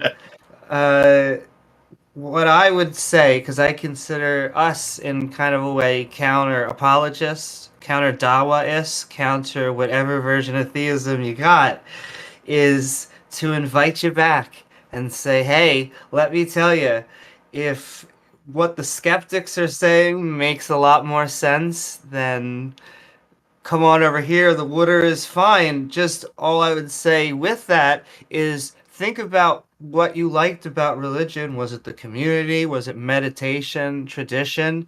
And maybe you can be the person that leads. You can lead a meditation secular group or whatever, because we need alternatives to religion.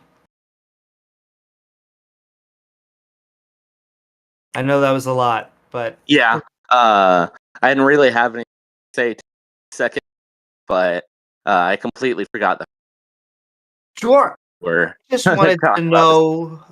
know how you found God. Oh yeah, well, it's rather personal. I first time in my life, I legitimately Sorry, Joey J. Sorry to interrupt. Your audio is breaking up. How about now? Okay, yeah, I guess you moved to another part of the room. It seems to be fine now.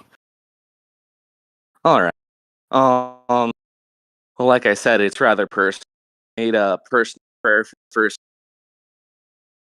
I got an immediate answer. Like, I don't know. I hesitate to even really say stuff like that because you'll just say it's anecdotal. But I don't know. It just makes sense. So, did you say that your prayer was answered? Yeah, like that night. What Like was the in a prayer? very um like I don't really want to get into it because we're being live streamed. Like I can tell you off Understandable. like That's fine. Yeah, no, we are live streamed on YouTube, and it will be permanent archive. You know, you don't have to share it. Please don't feel pressured. We're not into pressuring people. Yeah, I get it. It would help if I explained exactly what it was, but yeah, I feel like all I need to say is that I got an immediate answer. But Can I every ask time just I one said- more? An immediate And- answer. That's what you're saying. Yeah, you're still breaking up a bit, but I heard immediate answer is you got an immediate answer is why. And I think that's good enough to just leave it at that. Go ahead, Amy, with your question. Yeah, then I'll take it in a reverse direction. What would it take to convince you that a God does not exist? Honestly, I'm not. It's scary. I that there's no putting back in the bottle. Like on top of that, like I'm super into like Alan Watts and Doss. So like that new age style of things, and like even that makes sense behind. But I don't know. I feel like a standard of evidence that you guys go by. Like you don't go by books because like some of those, to be fair, don't have accuracy, but it just comes across as anecdotal to you guys. Sure. Can I interrupt because I have Ricky Gervais in the back of my head who likes to give the story about how you could burn every book right now, and slowly but surely, each and every scientific fact would be re-recorded within these textbooks.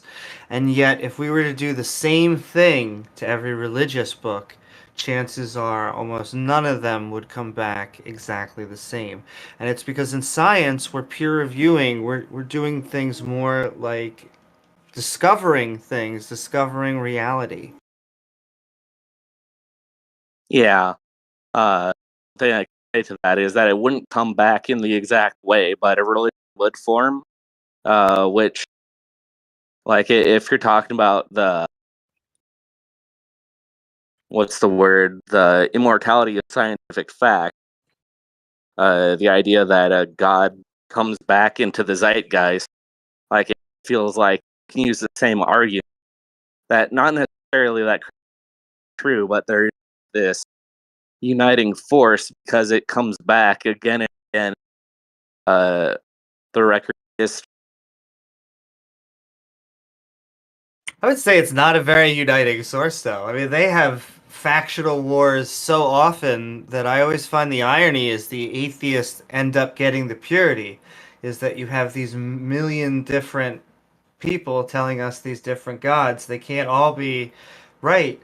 They can't all be wrong. I guess Baha'i's authenticity of religion, like what was told at one time, like that's what they needed to hear. Like for instance, the not having pigs or like other weird rules. But there are universal laws like being believing God that I feel like you find commonality in the religion. Focus on the commonality rather than like, but in terms of a plan of a god, the perfect creating faction states, like that is definitely something you say against God, and I have no idea what God's plan with that.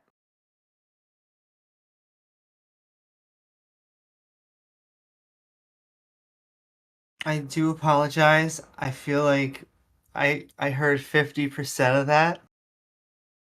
Oh no, I don't know what's the matter with my phone. What? Yeah, It's unfortunate this does happen sometimes, but I think we are getting the gist of what you're saying. all right. And All right. like Well, I thank you said, for coming up. oh yeah, no, good Taco. Oh yeah, I was just saying thank you for coming up. We got another person in queue. So, do you have anything else you'd like to say? Not really. I just think we're gonna continue to run into the same thing. Me believing, but not being able to prove it. So I can yield the room to whoever Well, come what I'll up. quickly say about that is there are many times in our lives where we will believe things without evidence. And that's a natural thing to do.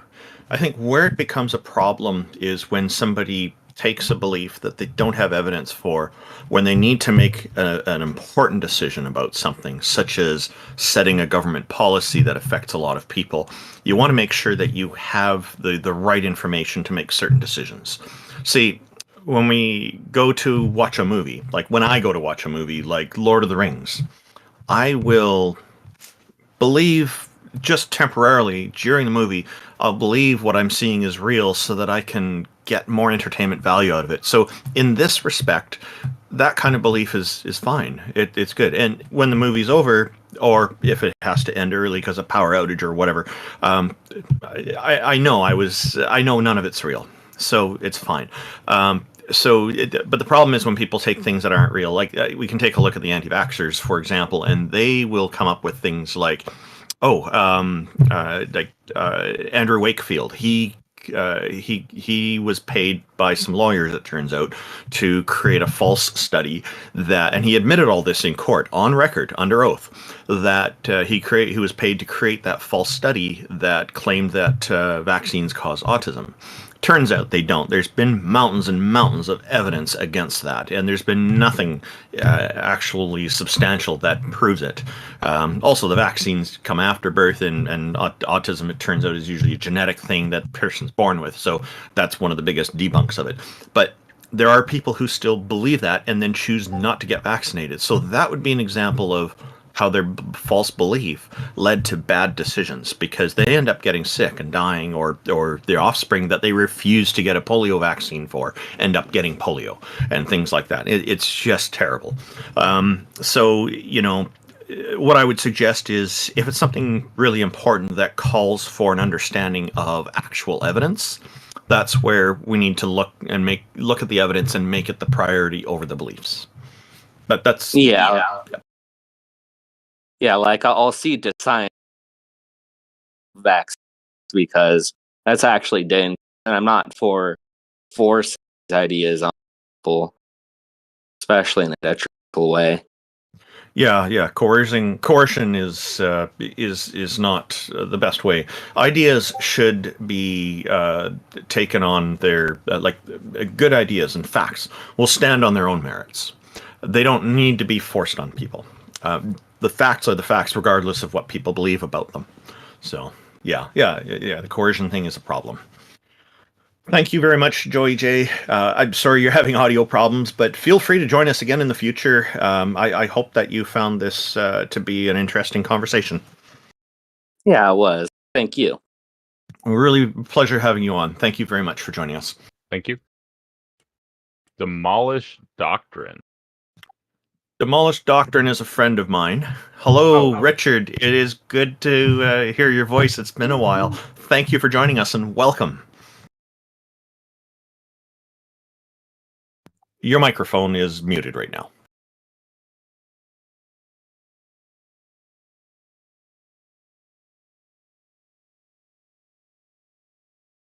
And I don't think he's server muted. All right. He's probably trying to find the button for turning off the microphone. If you're on a PC, it's probably down near your name by the bottom left corner, or it's along the bottom of the screen. There's a picture of a microphone. In the meantime, Amy, did you have any additional thoughts on what Joey J was saying? Yeah, just that one of the hardest things, besides maybe the fear of death and hell, is the fact that we have to have alternatives. Community is one of the strongest ones that religion gives. And so, shows like this, channels which, focus on community, those are going to be the alternatives that we have. Even if you just like to bowl and every week it's just hanging out with the people who like to bowl, that is better than giving 10% to the people selling, nothing in the sky. I say lovingly to people who sell nothing in the sky. Mwah. Amy, I think you know Richard Madsen as well. Hey, yes, I do. Richard is an amazing person. I like our liberal theists or the moderate or whatever the label that people want to say. The sane ones, the people that believe the Earth is, billions of years old. Pro science. And if anybody in the audience would like to come chat with us, feel free to raise your hand. Hey, Talk, are you able to check if Demolished Doctrine was server muted? Oh, he's not. It's not. on his end. Okay. He just had to hit the unmute button. Yeah. Okay, Richard, I'm going to just move you back to the audience, and then you can try to rejoin, and maybe your microphone thing will show up. Oh, he did it himself. Okay. So if anybody would like to come chat with us, feel free to raise your hand.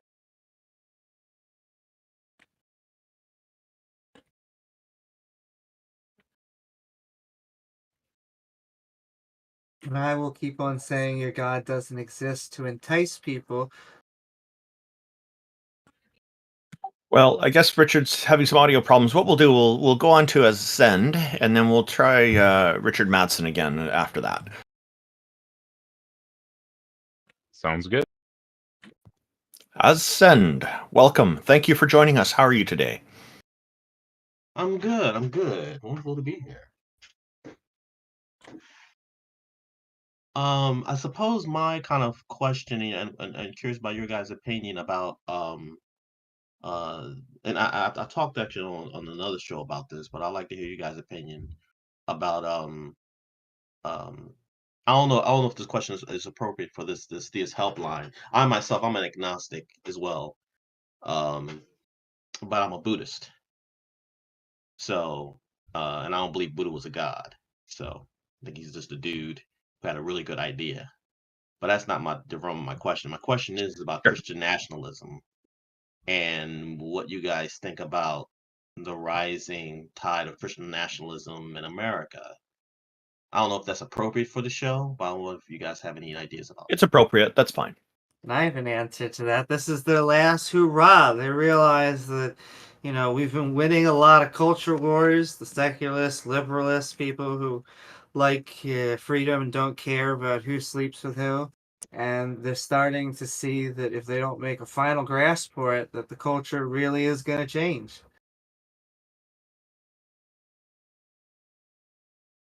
I mean, they win the they haven't won the popular vote in years here. Pews are emptying. PS5, way better seller than the Bible here, as much as they like to give it out for free. And so, yeah. Well, I don't know how this is appropriate or this is a what can I say? When I did an information search on the Gallup poll about how many people believe in God, inspired by God. So this is a whole spectrum, not just the fundamentalists, but those who believe that the Bible was inspired by God. The last one I ran, it was like 49% of our country in America believe that the Bible is inspired by God. So that's a lot of, I would think, a lot of Christian nationalists, well, potential Christian nationalist audience. But then again, I'm not sure. I would like to hear what you guys think about that. That number is going down every year. So that's not the nationalists. The Christian nationalists are the extremists. The people who believe the Bible is inspired by God are just regular people. And that number is continually going down. I think 49% is the UK. US should be like 60. Ascend, what do you think about there being a Christian flag? I've encountered a few Christians who think that should be the world flag, representing the entire world. It's a white flag with a crucifix. I think it's in blue on a black background in the top right corner of the flag. Yeah, I'm myself. I'm a big history buff, and when I look at the founding fathers, I really don't see them endorsing this type of thinking.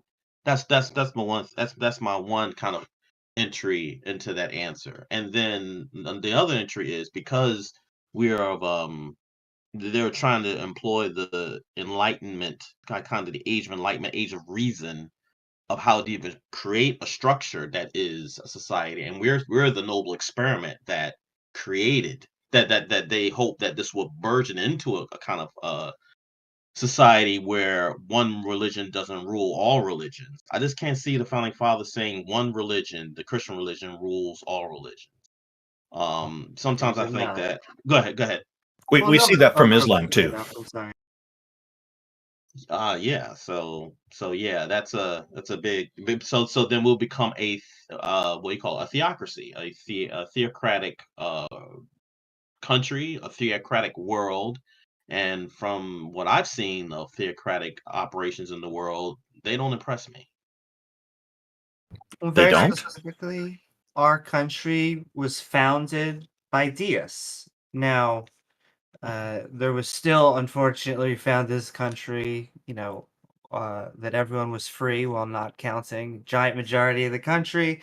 However, they were not theists, they were deists. The lay audience, the lay people of this country tend to be from that version of Protestantism, the purity type of culture that has now come to dominate these creationist circles. And so I'm going to keep on putting emphasis. The Christian nationalists are the far right, the people that are definitely the most dangerous version. But I want to focus on just all of creationism. Not good. Hmm. I can see that. Yeah, no argument for me there. Yeah. But like I remember having a conversation with my mother through this, and when it comes to, and this is kind of the, I'm curious to your guys' opinion about this. When it comes to, I don't know if it's possible even to dissuade um a person who has such a fundamental belief structure. It seems like their belief structure is tied into their identity and how they operate in the world, and even how they frame the world. It's almost as if you take that away, then all of a sudden their whole kind of paradigm fabric breaks down, and bad things, their mind can't handle it, or their life can't handle it. So I don't know how could we even ask someone whose foundational framework for how they view the world be changed. So part of the problem is that a lot of religious institutions condition their followers to their congregations to look at the religion in a way that's not separate from the individual. So people end up internalizing it quite often to extreme degrees. So any critique of their religion becomes, in their view, an attack on them personally, and that's part of the poison that is being perpetuated by these organizations, and it is a problem. So yeah, you've identified what really is a problem. Christianity does this, Islam does this, and other religions do it too, including polytheistic religions. The other thing that I would say, you say, how do we change people's minds? I have found a good method being the Socratic method. Put simpler, just asking questions very calmly. And what we can try to do is poke at their logistics by using our worldview. Just an example, and you can do this with any religion. When I talk with Muslims who believe that Muhammad cut the moon in half, I just want to know what he was breathing. These types of questions I want asked. I want the same thing when I ask questions to Christians about a body coming back 72 hours after supposing of rot. And so it's just very gently to ask questions about their worldview and see if they can actually defend them. So one of the answers that I've heard to the what was Muhammad breathing when he uh, split the moon. Actually, two answers. One of them was, oh, he held his breath the whole way. The other one was that there was a lot more oxygen around the Earth at that time, so it wasn't a problem for him. Those are the two answers I've heard. Seriously. Yeah, I know. It's funny, huh? These are the same people who believe that salt water and fresh water don't mix. Yes, but so at least you get those type of statements. I want them to say that out loud. Yeah, it's very rare. I've heard a few people say it. I don't think most Muslims believe that stuff, but they about him holding his breath or that there's oxygen up there. But in fact, I think a lot of them probably haven't even thought about that. So it's good that you raised the question. No, the number one apologetic I get from both sides. It's a miracle. That's the whole point. It doesn't make sense because it's not supposed to make sense. Oh, that's common. Yeah.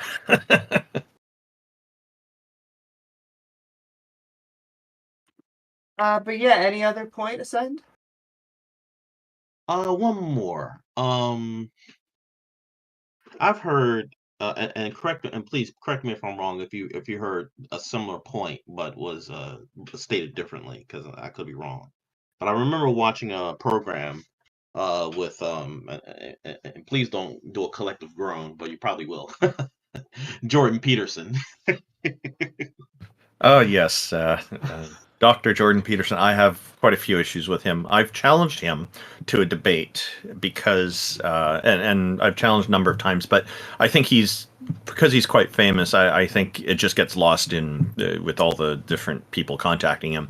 So I've challenged him to debate over what he said about atheists. He said at a debate in Toronto, or a conversation with Matt Dillahunty in Toronto years ago, that, and it's all over YouTube, that he thinks that atheists are all Christians and that we just don't know it. And then when he was asked the question, I think from Matt or from a member of the audience, about what he thinks in that context that a true atheist would be like, and he said it'd be like Raskolnikov from the novel Crime and Punishment, be going around murdering people. And so I do want to challenge him on that because he's wrong. He's just outright wrong about both of those facts that he's putting forward as those ideas that he's putting forward as facts. So yeah, but that's the issue I have with him. There's other things too, but those are the main things that I find objectionable about his views on atheism. What were you going to say about Dr. Peterson? Actually, you hit the nail on the head. That's exactly what I was going to say. That exact point. And I wanted to hear you guys' point of view, and you already raised it, so that's great. What are your thoughts on his him saying those things? Yeah. Obviously. Yeah. Here's the door that I enter.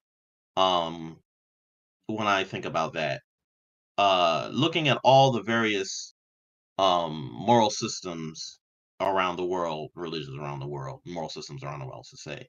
I mean, there are those that predate Christianity, like Buddhism, for example. And although I don't take I don't take the supernatural claims in Buddhism as to be real. Actually, I go to the earlier teachings. But it's a practice and a way of life, of navigating a way of life without the need of needing a deity to say it so. I mean, his kind of a framework has the individual, test, consider the actions he's done, put those actions put those actions, go execute those actions, and then reflect on those actions. Were they beneficial or harmful? That's pretty much the engine of morality that he likes to navigate, and to do it with a mind that's cultivated, that's calm and clear, and that you try to take reality as it is. That's kind of kind of like a summary. Maybe some things missing, but that's the nugget of it.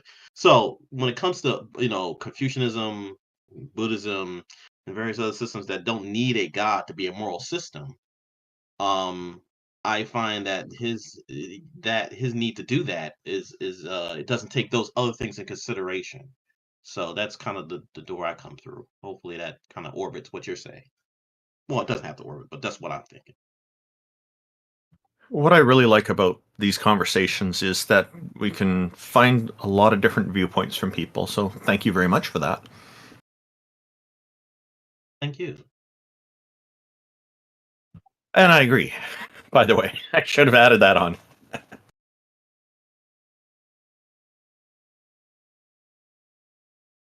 So thank you, Azcend, for joining us. Was there a final thing you wanted to say before we move on to our next guest? No. But thank you very much for allowing me to talk, and this is a wonderful program. Thank you Well, for giving please up. feel free to join us again. And if you know other people who might find it interesting, we do have a website, www.theisthelpline.com, and you can see our future schedules there. Welcome, Demolished Doctrine, Richard Madsen. It's great to have you here. I hope you can get your microphone sorted out this time. Woo-hoo. I wonder, Richard, do you have it push to talk or something? Do you have to push something if you're on a phone, or a key that you have it set? It's showing his microphone is muted. That's Yeah. I use push to talk. It shows the microphone's not muted all the time even when I'm not pushing the button. So I'm pretty sure it's not push to talk for him. I think it's just a mute function.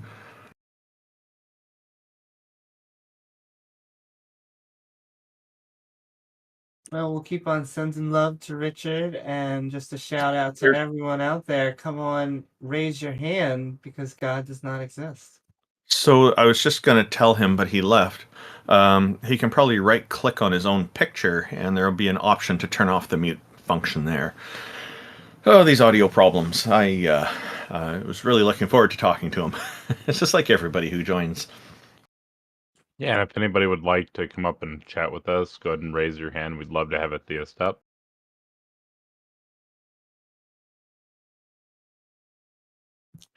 Well, maybe what we should cover come to an end. It looks like it's kind of a quiet day today. I will say, I have my own counter-apologetic argument that is Yes, let's do that. Now, it comes from me hating the words, the language begins to exist, which is what I want them to really defend. And so I just have quite simply, everything that exists has a cause 90% of the time. They like that. Premise 2. God exists. And of course, conclusion, everything that exists has a cause. God exists, therefore God has a cause. This is one of my 3 arguments that I use to try and coax out to get them to actually defend their beliefs. Whatever reason, they don't seem to like the conclusion. They're okay with both premises. They just don't like the conclusion. And it's funny how that goes. I think Taco runs into that a little bit as well. I see Richard Madsen is in our YouTube audience. I'm going to just try to have him come back and try one more thing. So did you want to elaborate a little bit on some of the responses you've had in the meantime? Sure. In fact, if you don't mind, can I just quickly, I got 2 more. I'll just keep on going. This is... Please do. If they accept this, because you have to use each conclusion as a new premise. So if they accept that, I could do contingency. Human imagination creates most of the gods on Earth. I find that most theists actually believe this. They just don't think theirs is. Premise 2. Imagination is contingent on the human mind. That's a big one we could talk about, but they seem to be okay with that one normally. Conclusion, human imagination creates most gods on Earth. Imagination's contingent on the human mind. Therefore, most gods on Earth are contingent on the human mind. So at least we've eliminated the vast majority of gods. All we now need to deal with is that one specific god. But oh my goodness, we had so many before. So basically, without a human mind to perceive the god, what use is the god? It's kind of what's a question to be asked. And a big elephant in the room, do you think? I would not only agree, my claim at least, is that these gods are contingent on us. And if our minds and our books were to be destroyed and, the sun going red giant, there goes our gods. And everything with it. everything with it. And so I have my last one. And once again, I oftentimes, if anyone disagrees with any of the premises, I'm okay with that because it has, I would say, a skeptic worldview built into it. And I just want to know what you believe in. And they love explaining what they believe in. They do not love explaining why. But okay, my final one, my anti-specific religion. So we build in our premise. It's logical to assume most gods on earth are contingent on the human mind. We just found that out before. Premise 2, we have no good evidence for the Abrahamic God existing over any other. I assume that's where we're going to have a good conversation. And then conclusion, most gods on earth are contingent on the human mind. We have no good evidence for the Abrahamic God existing over any other. Therefore, it's logical to assume the Abrahamic God is contingent on the human mind. Theists, if you disagree, I mean, come on and tell me why my logic is so faulty. Welcome, DatGuy. I guess we're going to have some Yeah, challenge. you can just call me Guy. Hey, thanks for joining us. How are you today? I'm doing well. I was just listening in. Sounded like an interesting conversation. What's it called? Do we have, based off your first premise, does it have to be all about the Abrahamic gods? Because I'm agnostic. I'm not necessarily a theist myself, but the thing that keeps me agnostic rather than atheist is the potential possibility. Like, if everything kind of exists in this universal bubble, and you want to expand in, there could be a potential whatever amount of multiverses. Isn't it possible that we could be like an experiment in a sense? So you try and see what the potential possibility if you run the experiment. And as long as the universes exist, then the God in a sense kind of exists. I would like to see what your version then of a god is, because is a god what I call the modern version that is this God creator is just of a the concept to me. God sounds more like a word. God, if you take it by whatever religion, it's a person's understanding or relationship with it. But at the end of the day, if you're talking like a universal, like, I don't know, truth, then I don't know what God is. I think that's beyond me. It's like a fourth dimensional creature in a sense. It'd be standing beyond everything. What is perfection? We don't know. We're imperfect. I say Yes, that and it's an adjective. That's why there is no perfect. When they say this is the perfect greatness or the perfect goodness, that is kind of a weird thing because there's no goodness going wom wom wom wom wom. I have other comments, but Randolph, I think, I don't wants really to say care about something. Yeah, what it is. that guy. Excuse me, I just want to address something. You're saying we're imperfect beings. The idea that this god or goddess or deities is perfect, but creates imperfect beings, seems like a contradiction to me. Why so? If it's an experiment to say so, or it's like potentialities. What's to say we're not just like one offshoot of like a logic tree, and it's just running all the potentials, and it's just like, okay, well, shoot, this is our existence. Why should a perfect being that's omniscient and omnipotent, etc., have a need to run an experiment? It seems flawed. From my understanding, I've thought about this a bit. It seems flawed from like our understanding because we see time linearly. But if you see time as like all of existence and then beyond it, then all of this is just its thoughts. But why would there be a being? That always gets me up. Like, we have agency for a specific reason, evolutionarily speaking. Why does this being exist? Why does anything exist? For good reasons. So, like, we're here, our agency, this is how our bodies No, I mean collect from like the food. very beginning, not like cause and effect, but from the very beginning. Why does everything exist? We don't know. Yeah, that's what I'm saying. But is that just what you're saying? We don't know?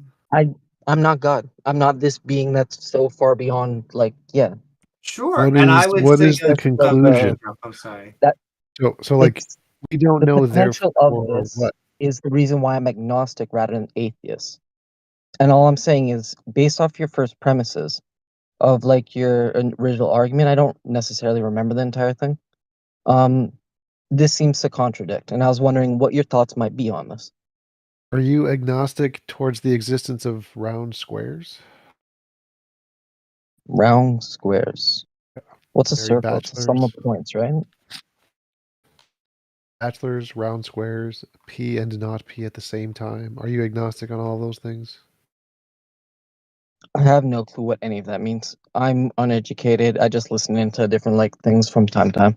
P is a short form for the word proposition. Sort of, yes. So they're contradictions. They're things that are literal contradictions. So a married bachelor, a man who is married and both not married at the same time. Is that possible? No, it's not possible. Are you agnostic No, it on doesn't that? seem possible. The definitions contradict. Right. So if something has a contradictory definition, that's a good reason to think it probably does not exist, right? You don't have to be agnostic. You can be an atheist towards bachelors. So if there's something like a mind outside of space-time, that seems to contradict, at least it contradicts all of our knowledge. And so it's rational to be like, no, that doesn't exist. You don't need to be agnostic about it. You need to be like, yeah, that seems to contradict all of our knowledge of all of reality. Well, we don't know what is beyond death. On death. I don't care about death. We assume it's just nothing. Worm food. Yeah. Essentially, that's the physical. I didn't say anything about death. I said like minds existing outside of space-time. That is a contradiction. Yeah, it does seem so. But then wouldn't the entire mind doesn't necessarily. Is space-time infinite? Because our universe can come to an end and our time comes to an end, but time is relative. Sure, I don't really care about that though. The point is that a mind But then you're saying has without thoughts, right? space-time. A mind has thoughts, a mind has ideas, has intentions. Like all of those things require change, time. Yeah, and coming back to time dilation and space-time again. Time is relative because we exist within this bubble of universe. I don't really care about that. So I'm not saying time is infinite. I'm saying in order to have a mind like a god to do stuff, it has to exist in a field like time in order to have thoughts and intentions. If it doesn't have change, it can't exist as a mind because it doesn't have any thoughts, doesn't have any intentions, nothing changes. And so it's not a mind. It's not conscious. It's not a person because to have any aspect of what a person is, you need to have thoughts and intentions and motivations and change. And if God, who is outside of space-time, doesn't have any of those things, it's not a mind.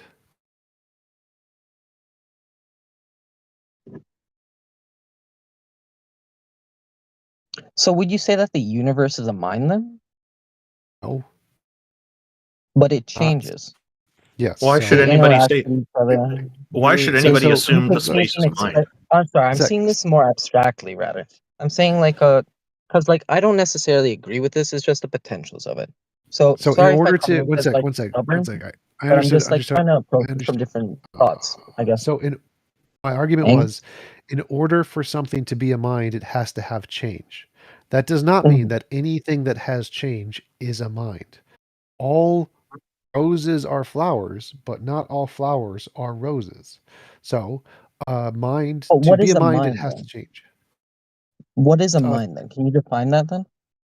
A conscious entity with intentions and motivations and desires.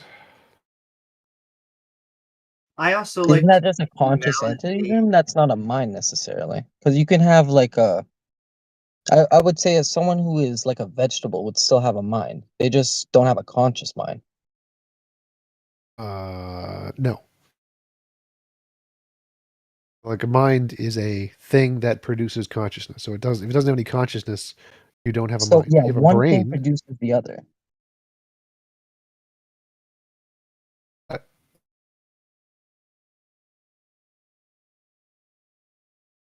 And I would say it is quite nested. It is that the analogy I make, and no analogy is perfect, but the brain is the hardware and the mind is the software.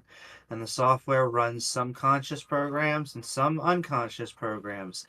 It needs you to be conscious when you're doing walking. It doesn't need you to be conscious when you, for instance, have your heart beating, or maybe in between. Sometimes you do need to be able to hold your breath, but generally speaking, You don't need to be conscious to still be breathing.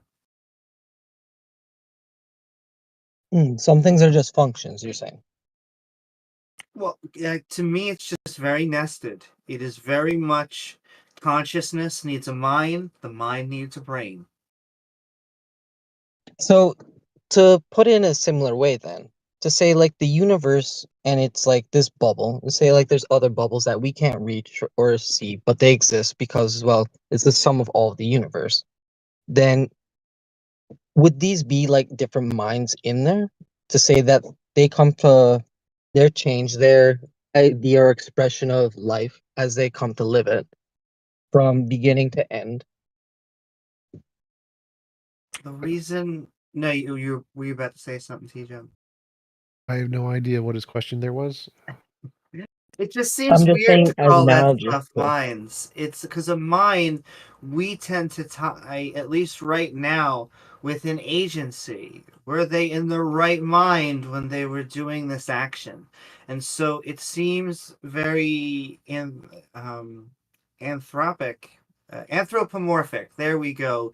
To just say this universe has some galaxy or the entire universe itself is a mind, because I think it dilutes what we traditionally or currently think of as a mind. Could be wrong, but yeah. Would simple-celled organisms be considered having a mind, or is that a function? To say like, okay, let's say there's like some kind of infection or some kind of like damage, and they react. Or like say there's something going on wrong inside of it, and they react to like expel it. A mind would be a qualia, a conscious experience. If you don't have a conscious experience, you don't have a mind. Mind and consciousness are synonymous there. Wait, isn't that okay, that's a conscious experience though. Yes. Would let's say these cells, as they learn things over time, like they become more efficient, would that be considered a conscious experience? Oh, you need qualia to have a conscious experience. What is the qualia then? The fact that I'm seeing a TV, like I have a subjective first-person experience, what it's like to be something. Isn't that subjective to well human beings then? No. Because like that would be a quality of whatever the existence is. No, You like wouldn't be able to cats have perceive it because qualia, you're not. dogs have qualia, orangutans, probably Yeah, some so all things would dolphins. have qualia as long as they have some kind of experience and they interact or have agency with the things they interact with. You don't need agency. That doesn't matter. All that matters is, do you have quality experience? Like, do you have a first-person mental experience of the world? Bacteria do not. Worms do not. Flies probably do. What makes the difference from mental then? Because like this is where I'm drawing the confusion. What is the confusion? Well, for things to change. Certain things are just cause and effect. Let's say a meteor hits the world and you have a what's it called? An explosion of some sort. Like there's an impact, burning, like things die, there's dust thrown up in the air, cause and effect. But then there's Sure. things that react to that. Sure. And what's the question? What is the mental difference? Mental is a specific kind of change. So, like, mental is a brain that produces a consciousness, which also takes change. But change isn't the important fact there. Change is just one of the necessary ingredients. Just like there's a difference between your heart and your lungs. What makes the difference? They're different. They do different things. So your brain produces your consciousness. It also produces other things too. I guess my question then would be kind of like could there be things that like operate on a time scale that we're unable to perceive, and they have their own thoughts then that because of our own like existence we're unable to pick up on them, Yeah, but but they they still exist have around. change. So they still have time. So even if it's on a different Yeah. time scale or whatever, it's still time. So it wouldn't be outside of space time. Okay. We have a suggestion from Pokyt in our audience. He was a guest here earlier. He's saying, explain identity, and our guest will probably understand this better. Oh, okay, cool. You help me out? He means personal identity. Personal identity is quality experience.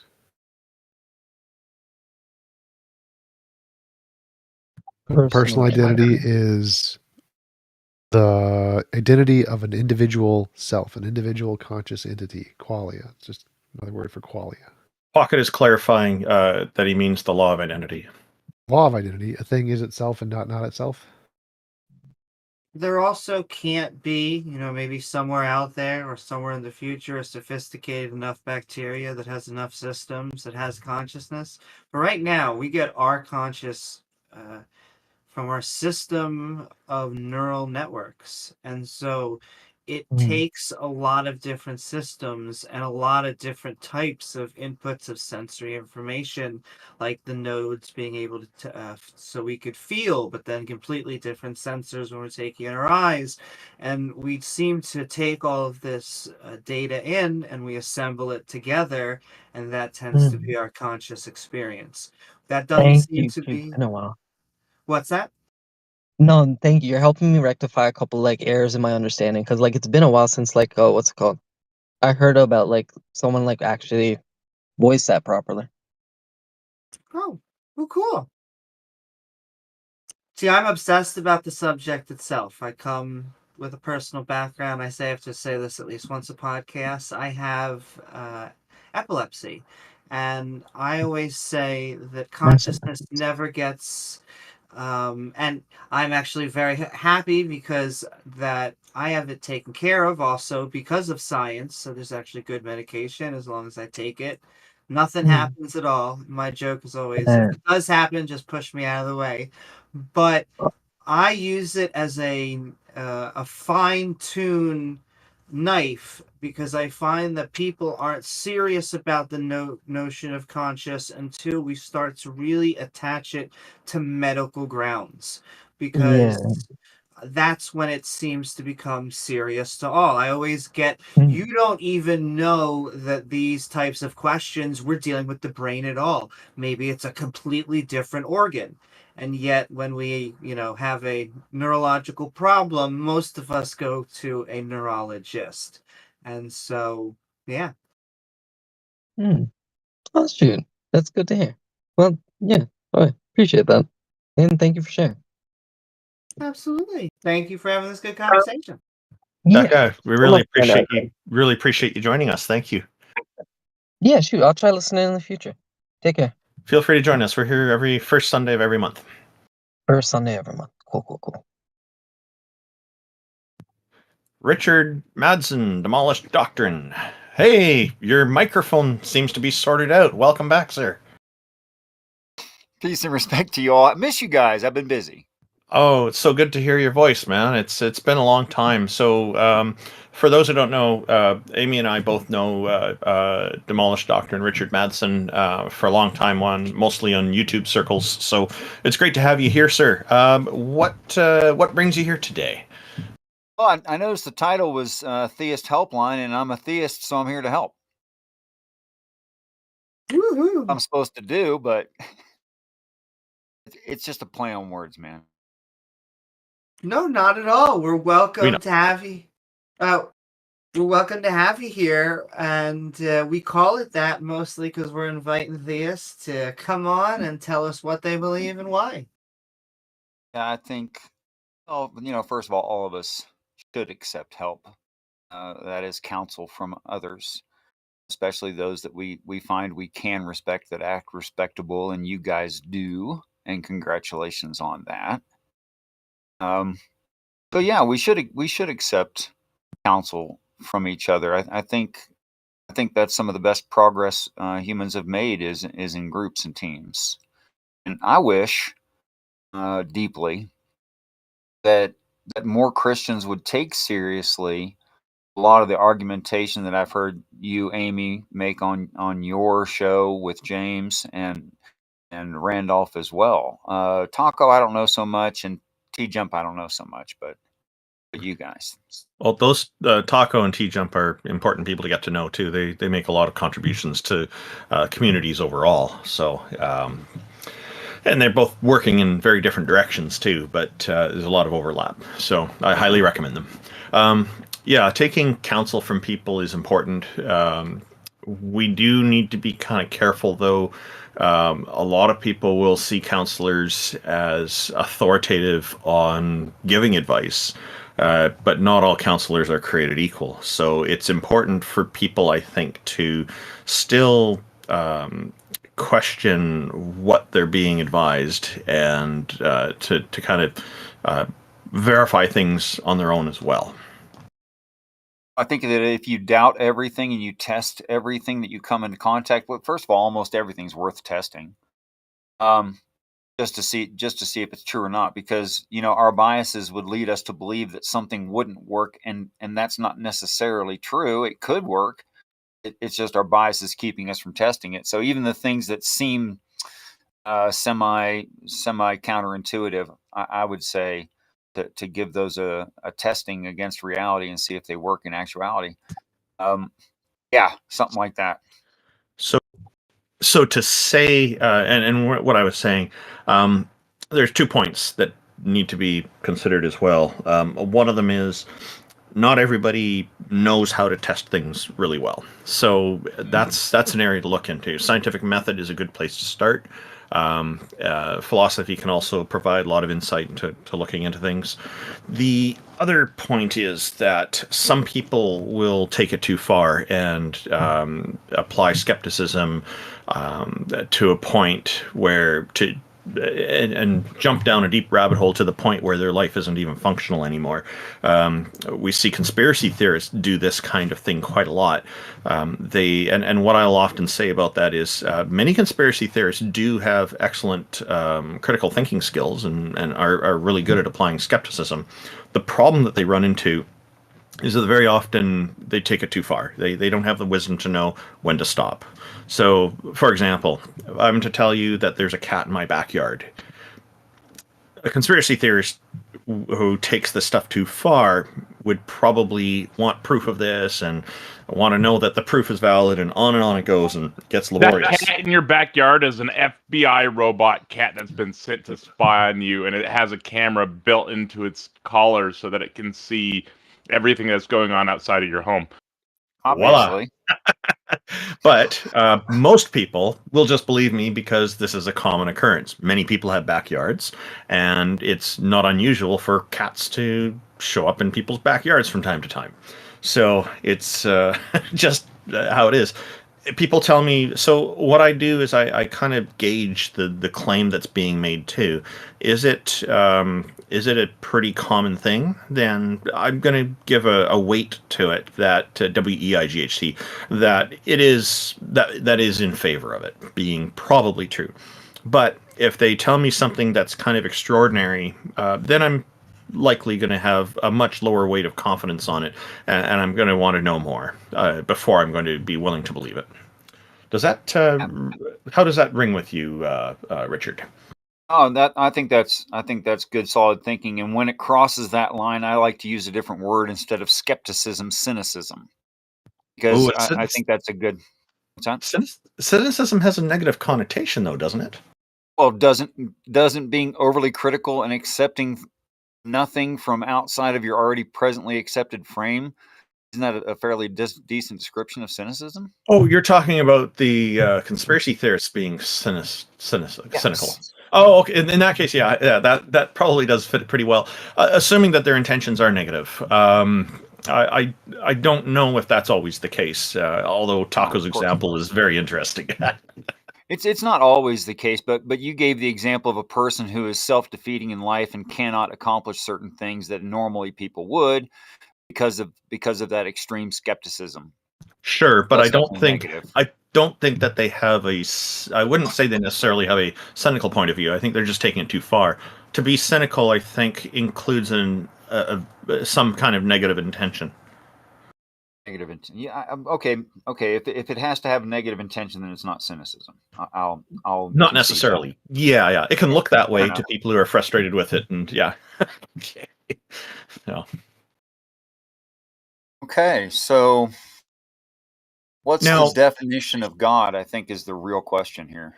Okay, and this varies, and I was going to ask you about demolished doctrine, but we can go with defining God. So, typically, the definitions that I encounter include some kind of supernatural aspect, and very often, like with the Christian and Islamic gods, they include things like omniscience and omnipotence. But there are some kind of non-scientific abilities or non-unrealistic abilities that would kind of fit in the supernatural realm. So that seems to be part and parcel with the religious definitions of gods and goddesses that I encounter. Does that kind of fit with what you've encountered, or do you get a different kind of a different outlay from people sometimes? No, I've encountered that in my effort to make people, think about what they're actually saying and accepting, and bias and cognitive dissonance and all that taken into consideration. It seems that people don't realize when they're saying things that are unreasonable, and especially in that realm of society and religious societies. Yeah, I don't think that. No, rather let you go. Go ahead. Huh? No, we're listening to you. Go ahead. Okay, so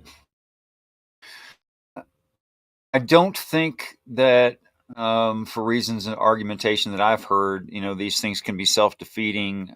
For instance, knowing everything is knowing also the future. If you know the future, you can't change your mind. The ability to change your mind is a common ability. I can do it. But a God omniscient could not change their mind, thereby limiting their power. So then they have limited power. They, in fact, don't have a power that I have, or they were wrong in the first place. So you can't have omniscience and omnipotence in a singular being. That doesn't make sense. So it's things like that leads me to believe that the quad omni Plato God is not logically possible. It's self-defeating. But I don't think that that's necessary in a belief for God. So I mean, I like to ask people, what's your minimum acceptable God? Like if I'm 3 and my dad's a full-grown man, he is somewhat a God to me. He's 4 times my weight. He's 10 times my strength. He's 3 times my intellectual abilities. He's 5 times my education. He's a pretty intimidating guy, when you're 3. So does that qualify him as a god? Well, it's getting pretty close. Yeah, and I do find in recent years there's more. This does come up a bit more where people are trying to define non-mysterious, non-supernatural, non-unrealistic things as a god. Sure, but that could lead some to people even having a define the whole useless god. universe. Some people even define the whole universe as a god, and Yeah, I know a guy. yeah, it just starts I to just get have kind of trouble silly. calling something a god when 99.999. Let's stop right there. You get the idea. Would kill me. I don't think that's my god. When you all talked I've got to about go is too high in this atmosphere, and I'm toast. yeah, and the claim that the world was made just the universe and everything was just made just for us is easily debunked because That's a silly claim. there are so many things here on Earth that are not suitable for life. Most The of them are inside in of Australia. volcanoes. The inside of volcanoes. Oh, did you just say Australia?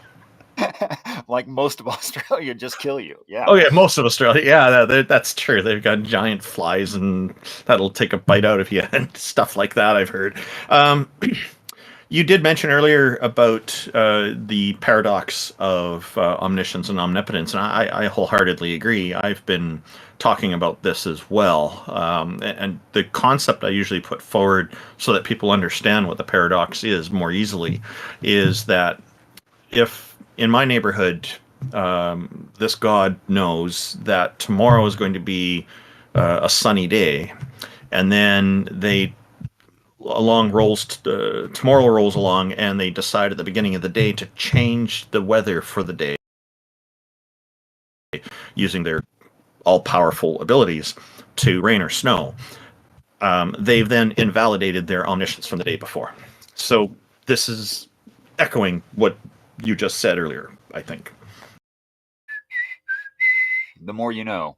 Yeah, it's logically impossible. So, and then the defense I get from theists sometimes on that is that the God is not constrained by logic, which is interesting because they're using logical arguments or attempting to use logical arguments to prove them. Well, here's my favorite. Philosophy is not important. Abstracts don't matter. I love when people say those things. I mean, I'll just point out the problem with that. Saying that philosophy is unimportant is a philosophical statement. And then if you say something like language is irrelevant because we just use words however we want, then I have to ask the question why the person is speaking, because they're using language which is irrelevant according to them. But anyway, moving on. I would say that philosophy is optional, but it's an option that I really enjoy. I don't think it's optional, actually, but that's not the conversation I want to have. Oh, we'll do that another time. Sure. Yeah, that'd be lovely. I mean, I love. I'd love to be corrected on that.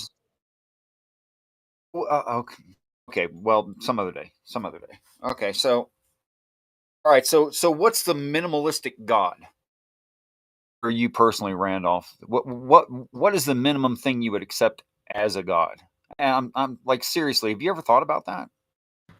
Not really, but I think there are going to be some kind of supernatural characteristics. So yeah. Don't you define supernatural as something that can't be in nature? It has to be above nature, out of our physics and understanding of all that sort of thing.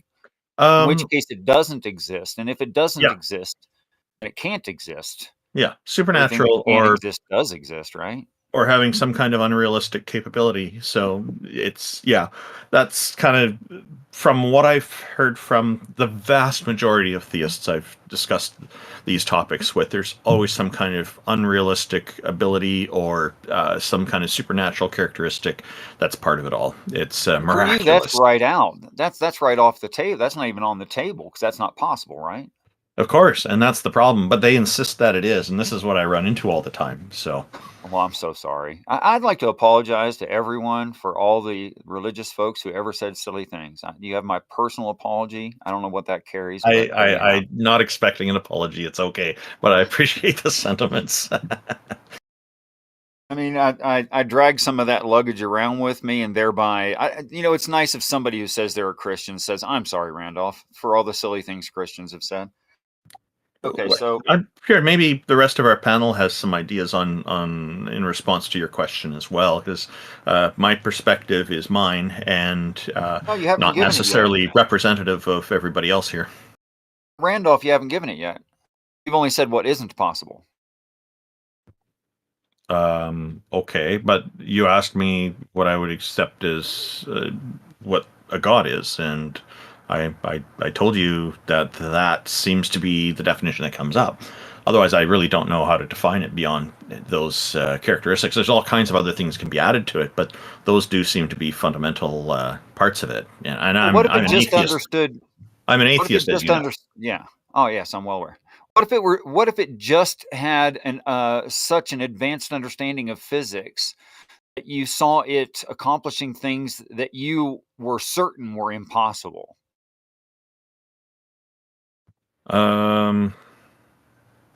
Well, I would be looking at what is the phenomenon that's going on and how can we explain it. That's what I'd be looking at.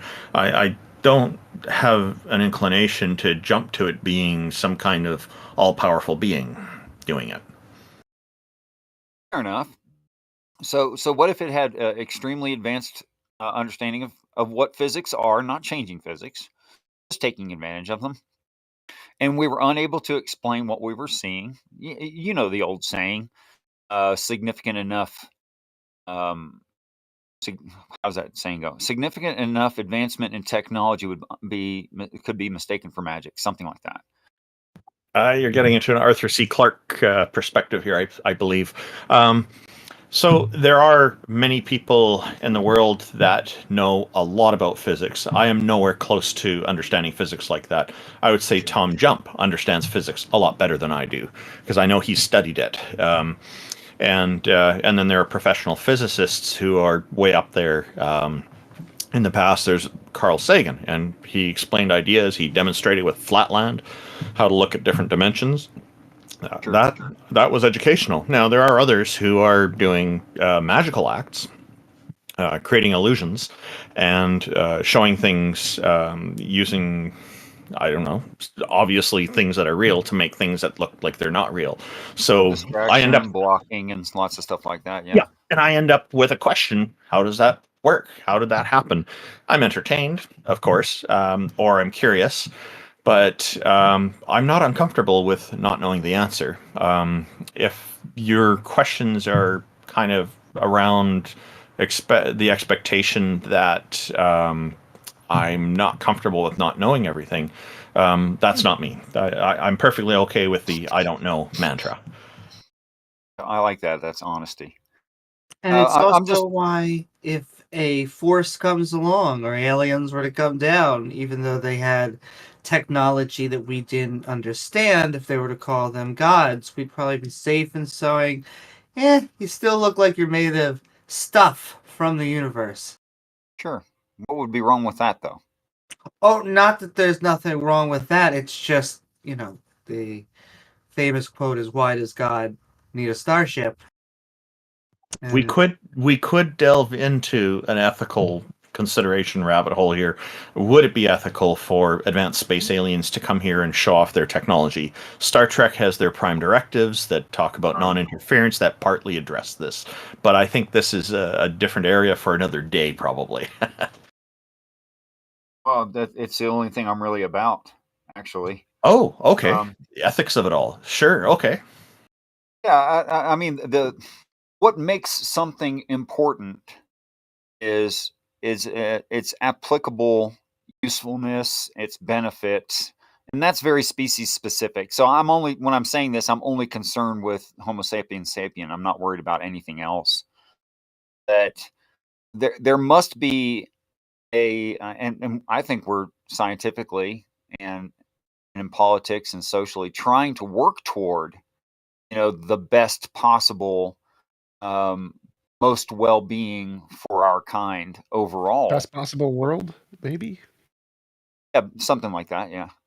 Um, I think we're always trying to accomplish that. Trying to get off the planet, trying to defeat disease, trying to extend life, etc., like that. And yes, TJump, I've heard you speak of all the difficulties of it. I've heard Sam Harris speak of it as well, and I recognize that those are valid points.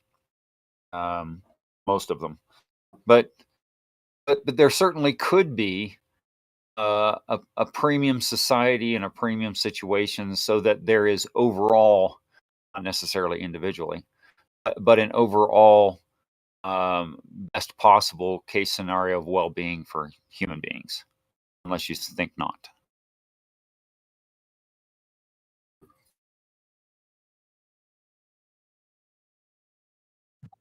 I think the fact that we have all these scientific advancements have been very helpful to a lot of people and have really improved quality of life for a lot of people. Like one of the most basic ones is agriculture, mass production of food. That a lot less people are hungry and they're able to focus on other aspects of their lives, and we see a lot more progress around the world because of it. And people live longer, people live healthier. We have a better understanding of how the body works, so experts in those fields can make recommendations to people to have better health habits and live better lives. Technology has also provided a way for people to be more lazy if they want. So laziness is a luxury. A lot of these technological advancements are luxuries, so hopefully people will at least do something with their lives that's going to be productive, but not all people do. So there's always a downside to these things as well, because that can end up in the long term also being a little bit destructive. But for the most part, I think overall it's a really good thing for our species. Sure. So what and I'm not saying just what if. I believe this is true, that there's a much more ancient society of human beings that have technology indistinguishable for us from magic, that are the authors of these several stories, not just whatever Judaic story or Judaic derivative story, whatever religion resulted from those, that exists somewhere in the universe, and what they're trying to what we're trying to accomplish for ourselves has been accomplished by them, and that they're offering that free of charge, without qualifiers, which is really interesting. So I think that's actually the case, that religion is a mistake. It's thinking that advanced society is performing magic, which is why you get things like the quad omni god. That they have to eventually claim that to make their god the biggest. But it's not reasonable at all, and it's certainly not being claimed in any of the stories. Yeah, many of the omnis come later, and they just get defended by trying to reinterpret the book. Sure, but all the actual claims, for instance, in the Judaic, the Abrahamic religions, all of the claims are qualified. It's only religious practitioners that blow those claims up. It's always a certain situation, and it's always, involving a very, very small group, or usually only one person is being spoken of. And to expound that out, to stretch that beyond its practical limits from what's actually written there, is, I think it's just personal pride. It's their own pride getting in their way. So the idea that ancient peoples knew better than what we know today, it always seemed like a curious claim to me, because they didn't have the insight of scientific knowledge. At least it didn't seem to be, because they were not talking about scientific method. The writings don't seem to encourage any of that. And I look at Randolph, we've had an impasse of communication there. Okay. Well, when I look at things like there's, let's see, the Book of Numbers in Christianity has this bitter water that induces an abortion, Yes. and yet it turns out that's probably not what the actual cause of trigger of inducement is. Rather, it's more likely there's a lot of stress going on and there's health issues, so abortions may have come more easily in those times. I don't know, but I'm not seeing stuff in scripture from the pieces I've read that seem to indicate that there is advanced understanding of things, like an advanced understanding of psychology. Where is that following the story of Abraham being ordered to kill his son Isaac? That would be, I would think, a golden opportunity for the authors to reflect on the psychology of not threatening your child with death, and like, what are the psychological ramifications of any kid experiencing a parent trying to kill them? Like, it's going to be pretty awful for them, I would think. They're very traumatic. But I know you said we're at an impasse there, and feel free to go ahead and elaborate on it. I'll take one of your examples, the first one, the temple magic. Okay, so in the Abrahamic religions, especially, you're familiar with Christianity, probably more than Judaism. The idea of the temple has been translated to like something on this earth that we go to on a regular basis, right? The only problem with that is we have, because of the ideas that we read with our limited understanding, we have read that as like something we're supposed to build. So we built stuff, right? And then something we're supposed to participate in. And you have things like declarations of who the high priest is in Judaism, right? For whatever temple or however they worked it. I don't know if it was by area or family or whatever. It doesn't really much matter. I believe all those things are misunderstandings. because the temple, and then within the temple, the Holy of Holies. In consideration that these are called temporary dwellings, it's actually referring to like them being not so darn meaningful and only representative of something that does have meaning. I believe that meaningful thing is the habitation of God, which is why in the text it says things like, and God lived in the Holy of Holies. So they built something, despite the fact that even Old Testament says you can't house God. That will not work out.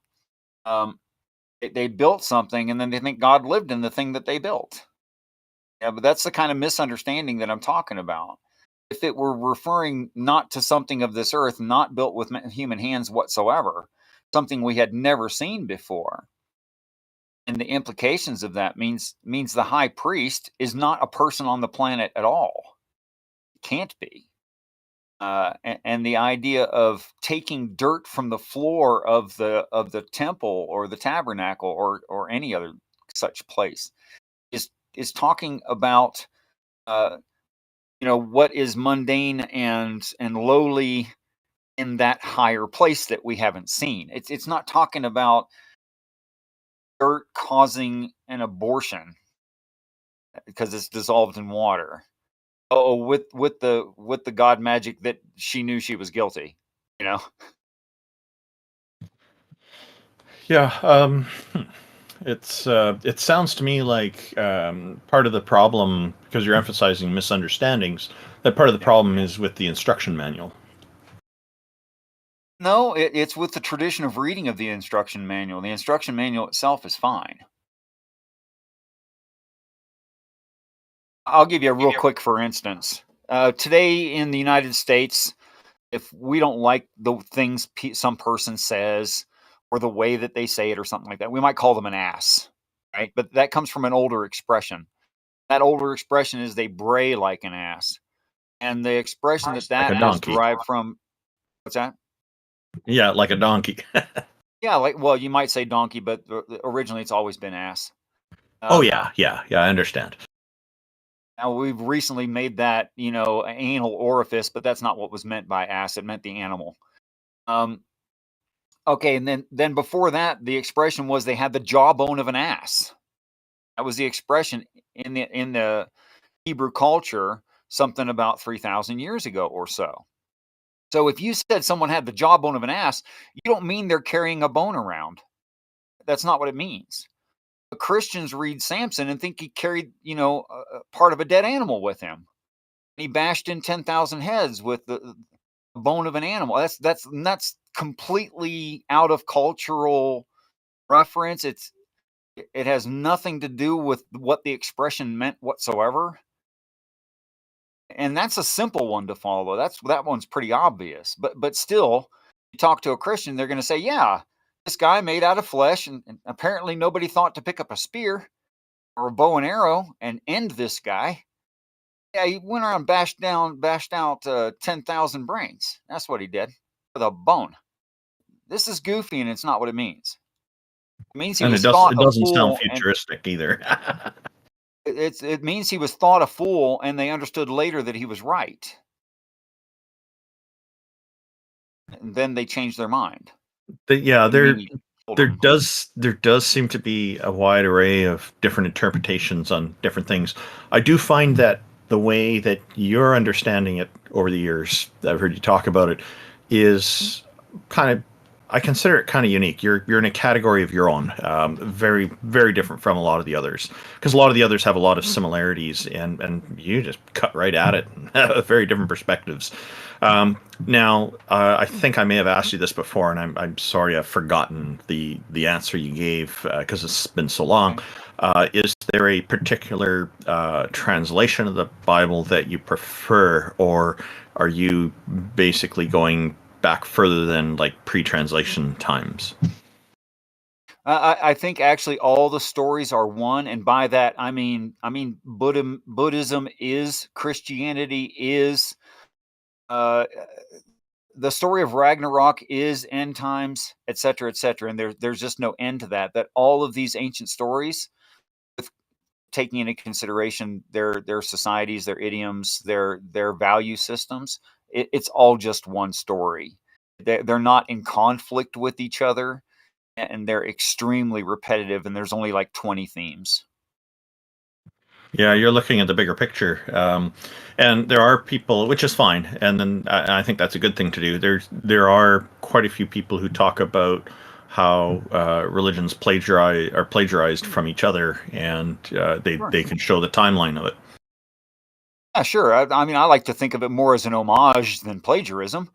Okay, but just yeah. the same, the stories are definitely there and pre-exist. For instance, whatever popular religion you like. But the interesting thing is when they're cross culture, when the culture was separated, and the ideas were introduced, and yet have the same stories in compliance with their culture, of course. Like it wouldn't make sense if I were Hindi to say to me, "Oh, try this hamburger; it's delicious." You know, you just wouldn't offer cow to a Hindi guy. There's somebody reasons, else but with their hand raised.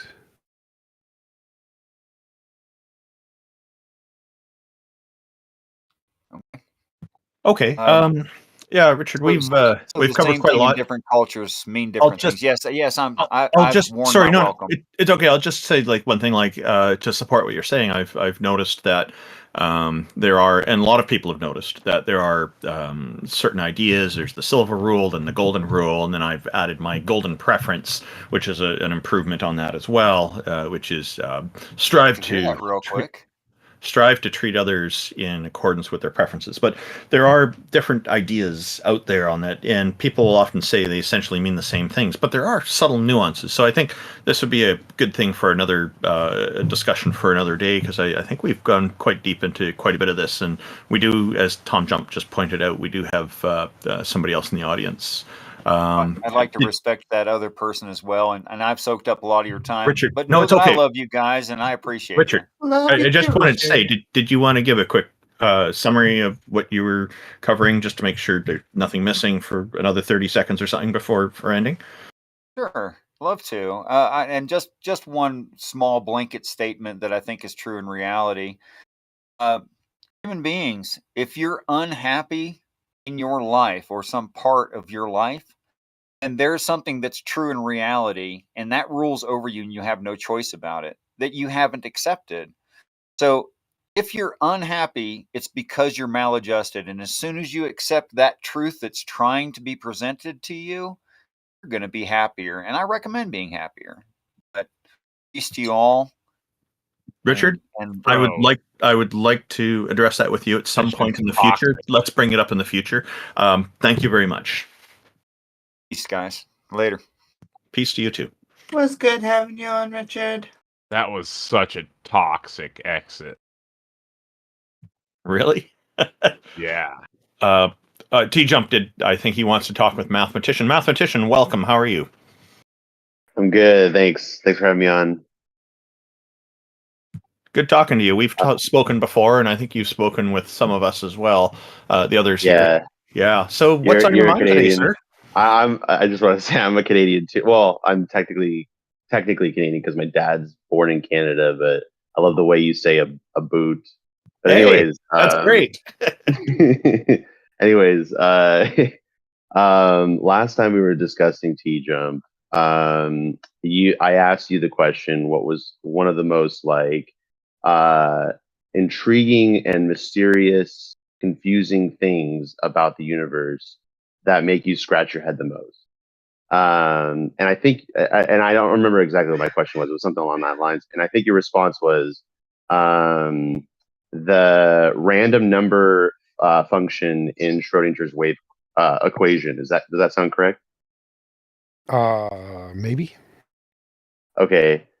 So I did some research into the different interpretations, and to me, as an atheist mathematician who doesn't really know too much, I know that I understand the mathematics of what I was looking at, but I didn't really I've never really looked into the different interpretations, but when I look through them, my first like go-to reaction was that pilot wave theory seems to be the most like materialist perspective. Would you agree with that? Sure. So under the pilot wave theory, the random number generator or random number function is explained by the pilot wave. So I guess to me, like it seems, since pilot wave, like the other interpretations to me sound crazy. The idea that consciousness collapses a wave function is stupid to me. Like it just doesn't sound right. And a lot of the people who initially coined this or really pushed this interpretation, I believe, were religious. And I believe even God said, or not God, I believe Einstein said God does not play with dice. Well, I think so. The consciousness collapse is the Wigner von Neumann hypothesis. I thought it was the Copenhagen interpretation. No, Copenhagen interpretation is that it just doesn't say anything about the collapse; it just says it collapses. But somewhere in between the consciousness and the particle landing, right? That there is a collapse. Yeah, the Copenhagen interpretation just says there is a collapse. That's all it says. It doesn't say why. It just doesn't care why. Oh, okay. I didn't know that. The consciousness collapse is the Wigner von Neumann hypothesis. So, yeah, go ahead. I think when I was saying the most confusing or awe-inspiring thing or whatever about reality was the randomness, the fact that randomness is fundamental. It's not specifically from the Schrodinger equation. It's from the delayed choice quantum eraser experiment or something. That randomness itself is fundamental. That part, that I think is weird and stupid. But if under pilot wave theory, it's the randomness is actually just our lack of understanding of the wave itself. For example, if I put a ball in water and I shake the water, if I can see both the waves and the particle, then I can use some mathematics to determine where that particle is gonna, or where that ball is gonna land in the pool. Without those waves, go ahead. Several different interpretations where it's not. There's no randomness. The randomness is only apparent. The pilot wave, hidden variable, many worlds interpretation. All of those interpretations are deterministic, where there isn't a randomness. None of those are the consensus view. Like the pilot wave theory is essentially a super minority position, about as minority as consciousness collapse. Consciousness collapse. Nobody really accepts that. It's stupid. But so is pilot wave. No one really accepts pilot wave either. Consensus view is that randomness is fundamental. That is the majority view in physics. It is randomness is a irreducible fundamental thing in physics. That's the thing I find weird. Well, I think that consensus really is convenient for, I think, a lot of conspiracy theorists who, invent things like quantum mysticism or the von Neumann interpretation or whatever you called it. Yeah. To me, these like, it's like in my opinion, it seems almost an extension of religion itself. Like people who follow quantum mysticism, they hold these really like weird dogmatic beliefs, and they wouldn't have their beliefs if they were simply told that the way these particles react are determined by the motion of a pilot wave that we can't see. I disagree there. Well, I'll give you an example. The many worlds theory. Let me interject for a second. They hold their beliefs because they like their beliefs, and then they try to find other things to justify their beliefs. So it doesn't matter whether or not we told them all particles were deterministic or not. They're still going to find some something or another justify their belief. It's the argument from ignorance. Here's something we don't understand, therefore my hypothesis. And so it doesn't make a difference whether or not. No, I understand. I have no evidence for pilot wave. However, that part I do believe it's that if you solve a problem, they're just going to go to the next unknown and say, because of this unknown, I'm right. It doesn't matter. It's not because that there is this unknown in quantum mechanics that therefore these quantum woo people have their beliefs. The quantum woo people have their beliefs and are going to justify it in any way they can, regardless of whether the unknown is the specific randomness function in the universe or some other unknown in physics. They're just going to pick an unknown and justify it. They don't care. So it really makes no difference whether or not we admit that there is this unknown in physics, because quantum woo people are always just going to find unknowns to justify their belief. But I think that because the experiments that, like the delayed quantum eraser, predicted results were those expected if randomness is fundamental, and they were correct, is evidence But that that's randomness is fundamental. but that's Like, because they don't obviously, measure the you can explain any results with any hypothesis. Like, it's problem of underdetermination. You can take any yes, results. right. So I it's agree with that, but we have to. But hold on, there are certain hypotheses that we can just disregard and prefer others, right? Like you mentioned the von Neumann. I can't Wigner. remember the Wigner. Okay, von Wigner, Neumann yes. Wigner. Wig. W-I-G. Okay, Wigner. Sorry. Von Neumann Wigner interpretation, right? You and I, even though it is some sort of explanation, right? I think you and I can disregard that interpretation because it begs more questions than it answers. In the same way, in a multiverse theory, right? Not only is there an instantiation within this theory, not only is there an instantiation of multiple universes, but somehow they're all connected together via a wave function. And to me, this is what doesn't make sense to me, is that if we have equations that show that it's a wave function, then why is it so hard to just say it's connected by a wave? To me, it's super weird to connect multiple universes with a wave function. What does that even mean? I'll let you respond.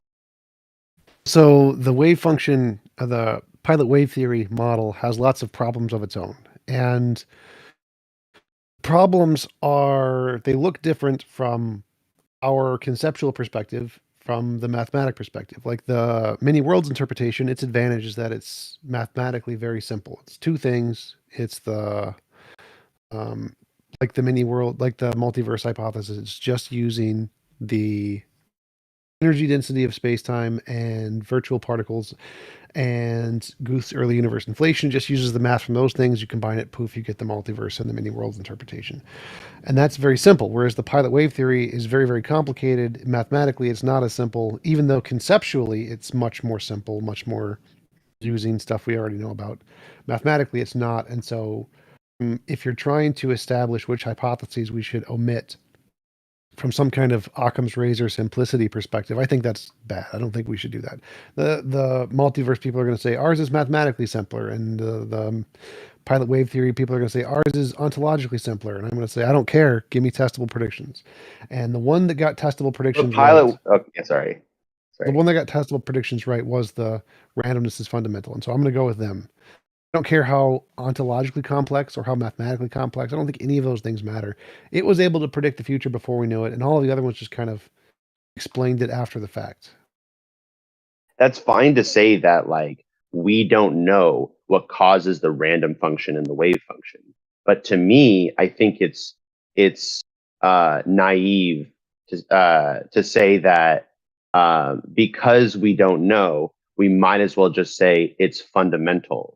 Well, we're not saying because we don't know it's fundamental. That's not the way it worked. What they said was, I think randomness is a fundamental force in reality. If randomness is a fundamental force, here is what we would expect to see in this experiment. Do the experiment, get the results that confirms the hypothesis. So it's not that we don't know, therefore randomness. It's that we think randomness is true. Here's a prediction we're going to make. We're going to do an experiment specifically to test for this. And then you get exactly the results we would expect to see. That's good evidence that the randomness is fundamental. Now, can you explain that in other ways? Absolutely. You can always explain that in other ways. But the reason the consensus is randomness is fundamental is because that's the one that's making the predictions and getting them before we know it. And the other ones don't. Yeah, but I do have to say though that like amongst the like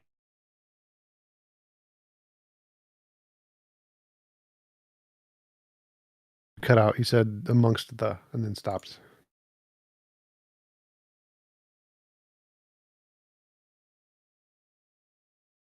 You're breaking up.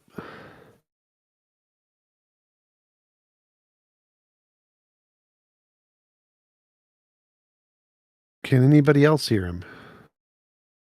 Randolph, Amy? Yeah, we Am I can breaking hear up? him. Yes, I Okay, so can. it's- I can hear him. Okay, one sec. Let me refresh.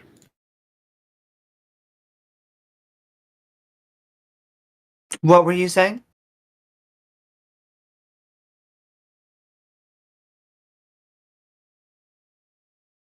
Pilot wave is the most materialist interpretation because it does not instantiate like any sort of what I think is like la land material, like for example multiverse, like some yeah, it's not testable like he said, just like pilot wave theory is currently not testable. But there's an intuition in me that says like if I were to measure things out in the universe, I'd be more likely to find a pilot wave than a second universe. I agree. I think from an ontological And so simplicity like perspective, there's a part of me, yeah, there's ontological simplicity to it. And I don't understand how that's not the default. because it didn't make testable predictions, the other one did. So like the way we establish the most Well, that's because we plausible- don't see the pilot wave. That's unfair, right? No, it's that like whether or not we see the pilot wave doesn't matter. What we want to say is if there's a pilot wave, here's a prediction we would expect to see in some experiment. Do an experiment, get the results. It's a pilot wave. We don't actually need to see the pilot wave. I don't care about that. The way science works is we say hypothesis, prediction, test for results. So it doesn't matter if we actually see the thing itself. But I'm pretty sure that if you have pilot wave and you understand like how particles are moving at a grand scale, like we don't have that right now, but if we did, right, we can see certain waves going through the entire region, right, and make I think we can reduce the quote unquote randomness as we do that. And that is what happens. Like the more information we gather about the region, right, the more we can predict how particles will interact with each other.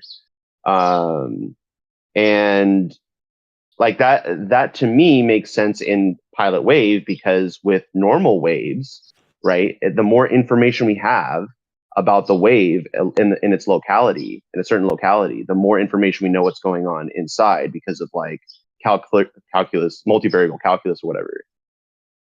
So I started with the same idea you had. I thought pilot wave makes the most sense. It's the most consistent. It has the least new parts. I think what you need to do is go research why the consensus goes against it.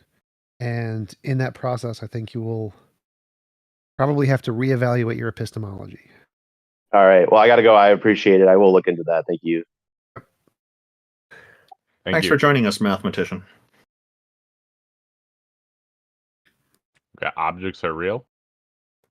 They're not. Hello, objects are real. is not Welcome, real. and thank you for joining us. Thank you. First of all, I'm upset that you allowed Mathematician on the chat, but yeah, all he has to do is Google the problems with pilot wave.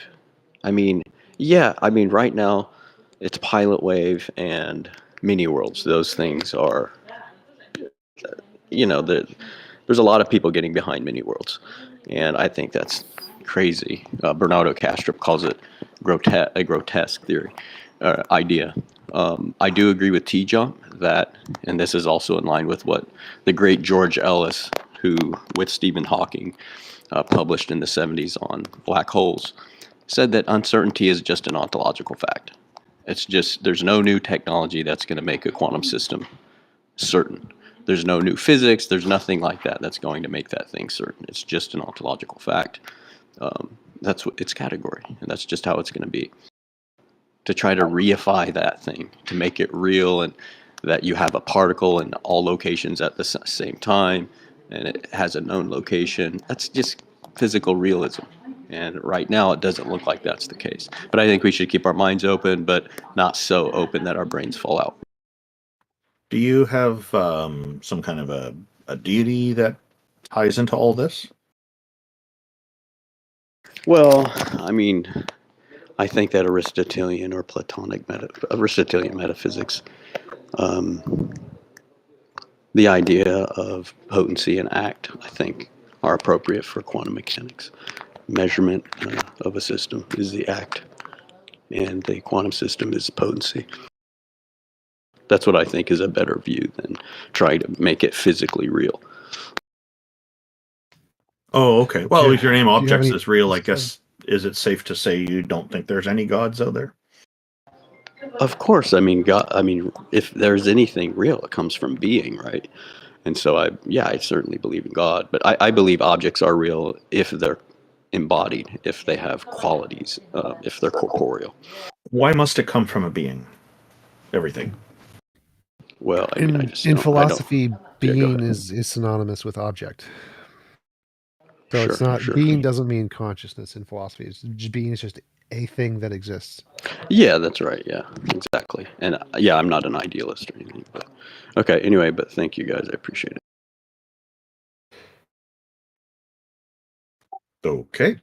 So he was upset that we brought on a different guest. We try to bring up guests and talk with them. If you have some issue with it, it's best you just take it up with them. I wanted to ask about the act and potency. Why do you think that these abstract terms that describe something are actually existing things? Because that does not follow. Like I could say there is movement or something. Movement isn't an actual thing. Movement is an abstract term we use to describe an actual thing. And so if he thinks act and potency are actually existent, then he would need to explain how he got from them being just abstract terms to real existing objects. Do you encounter other people making that claim as well? Yes, there's lots of Thomists out there who make that claim. Yeah, they usually have all the same answers, or does it vary? It varies, but it goes along the lines of Thomism. It depends on how well they know Thomism. How do you spell Thomism? I think it's Thomism. Oh, Thomism. Okay, I got it. I'm gonna look into that. Taoism. Taoism? Taoism. Yeah, in Chinese it's actually pronounced with a D instead of a T, but most people write it with a T because of an older style of translating that was not as good as the modern way. But it doesn't matter, it's the same thing. It's a lie. Yeah, if anybody would like to come up here, feel free to raise your hand.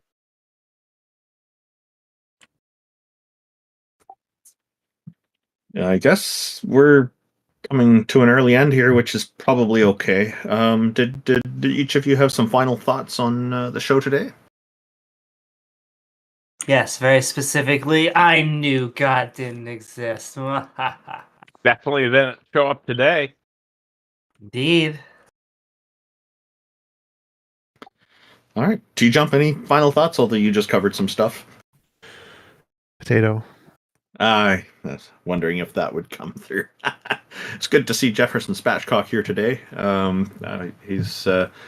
He has some good perspectives to add as well. And so I just want to say thank you to everybody. I am saying thank you to everybody for joining us today in our YouTube audience as well as our Discord audience. We have a great appreciation for our sponsors, the Politics Discord, which provides this stage and audience and access and all this, which is wonderful. They've been great at hosting this consistently for us for quite a long time now.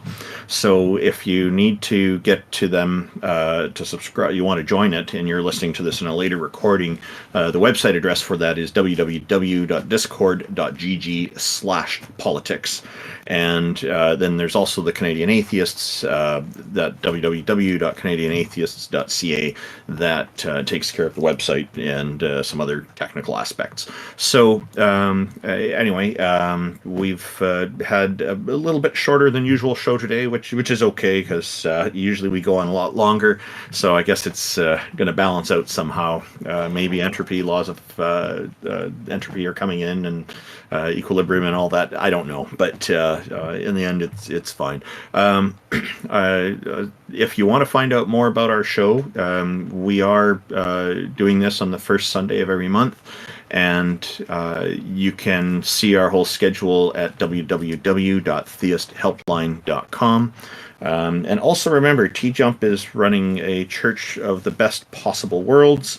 It's an atheistic church that's doing things that it strives to do things that the other churches should be doing and even promise they do, but don't. Did you want to elaborate a little bit on that, Tom Jump, before we close down? Sure. So yeah, I'm trying to start a Church of the Best Possible World, an atheist church where we can do all the good things churches do, provide community, social events, meeting people, relationships, whatever, and all of the things that churches should be doing but aren't, like providing affordable housing, help doing your taxes, help for people with drug addiction and child care, and all the things that churches don't do or should be doing more of, because there are some that do it.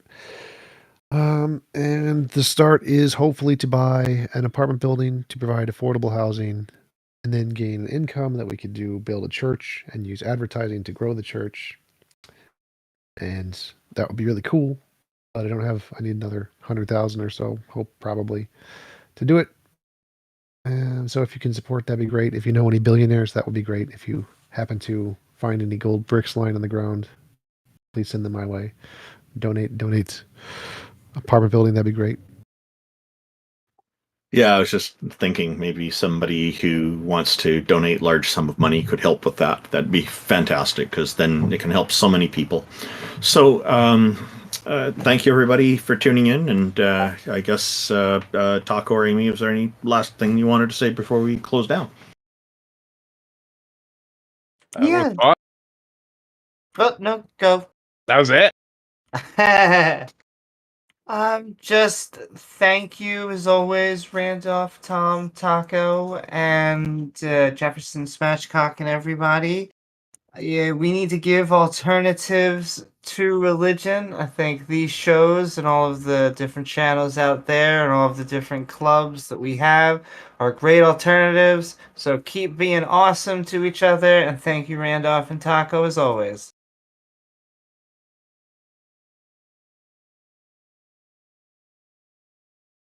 Appreciate it very much. Thank you, everyone. Closing it out.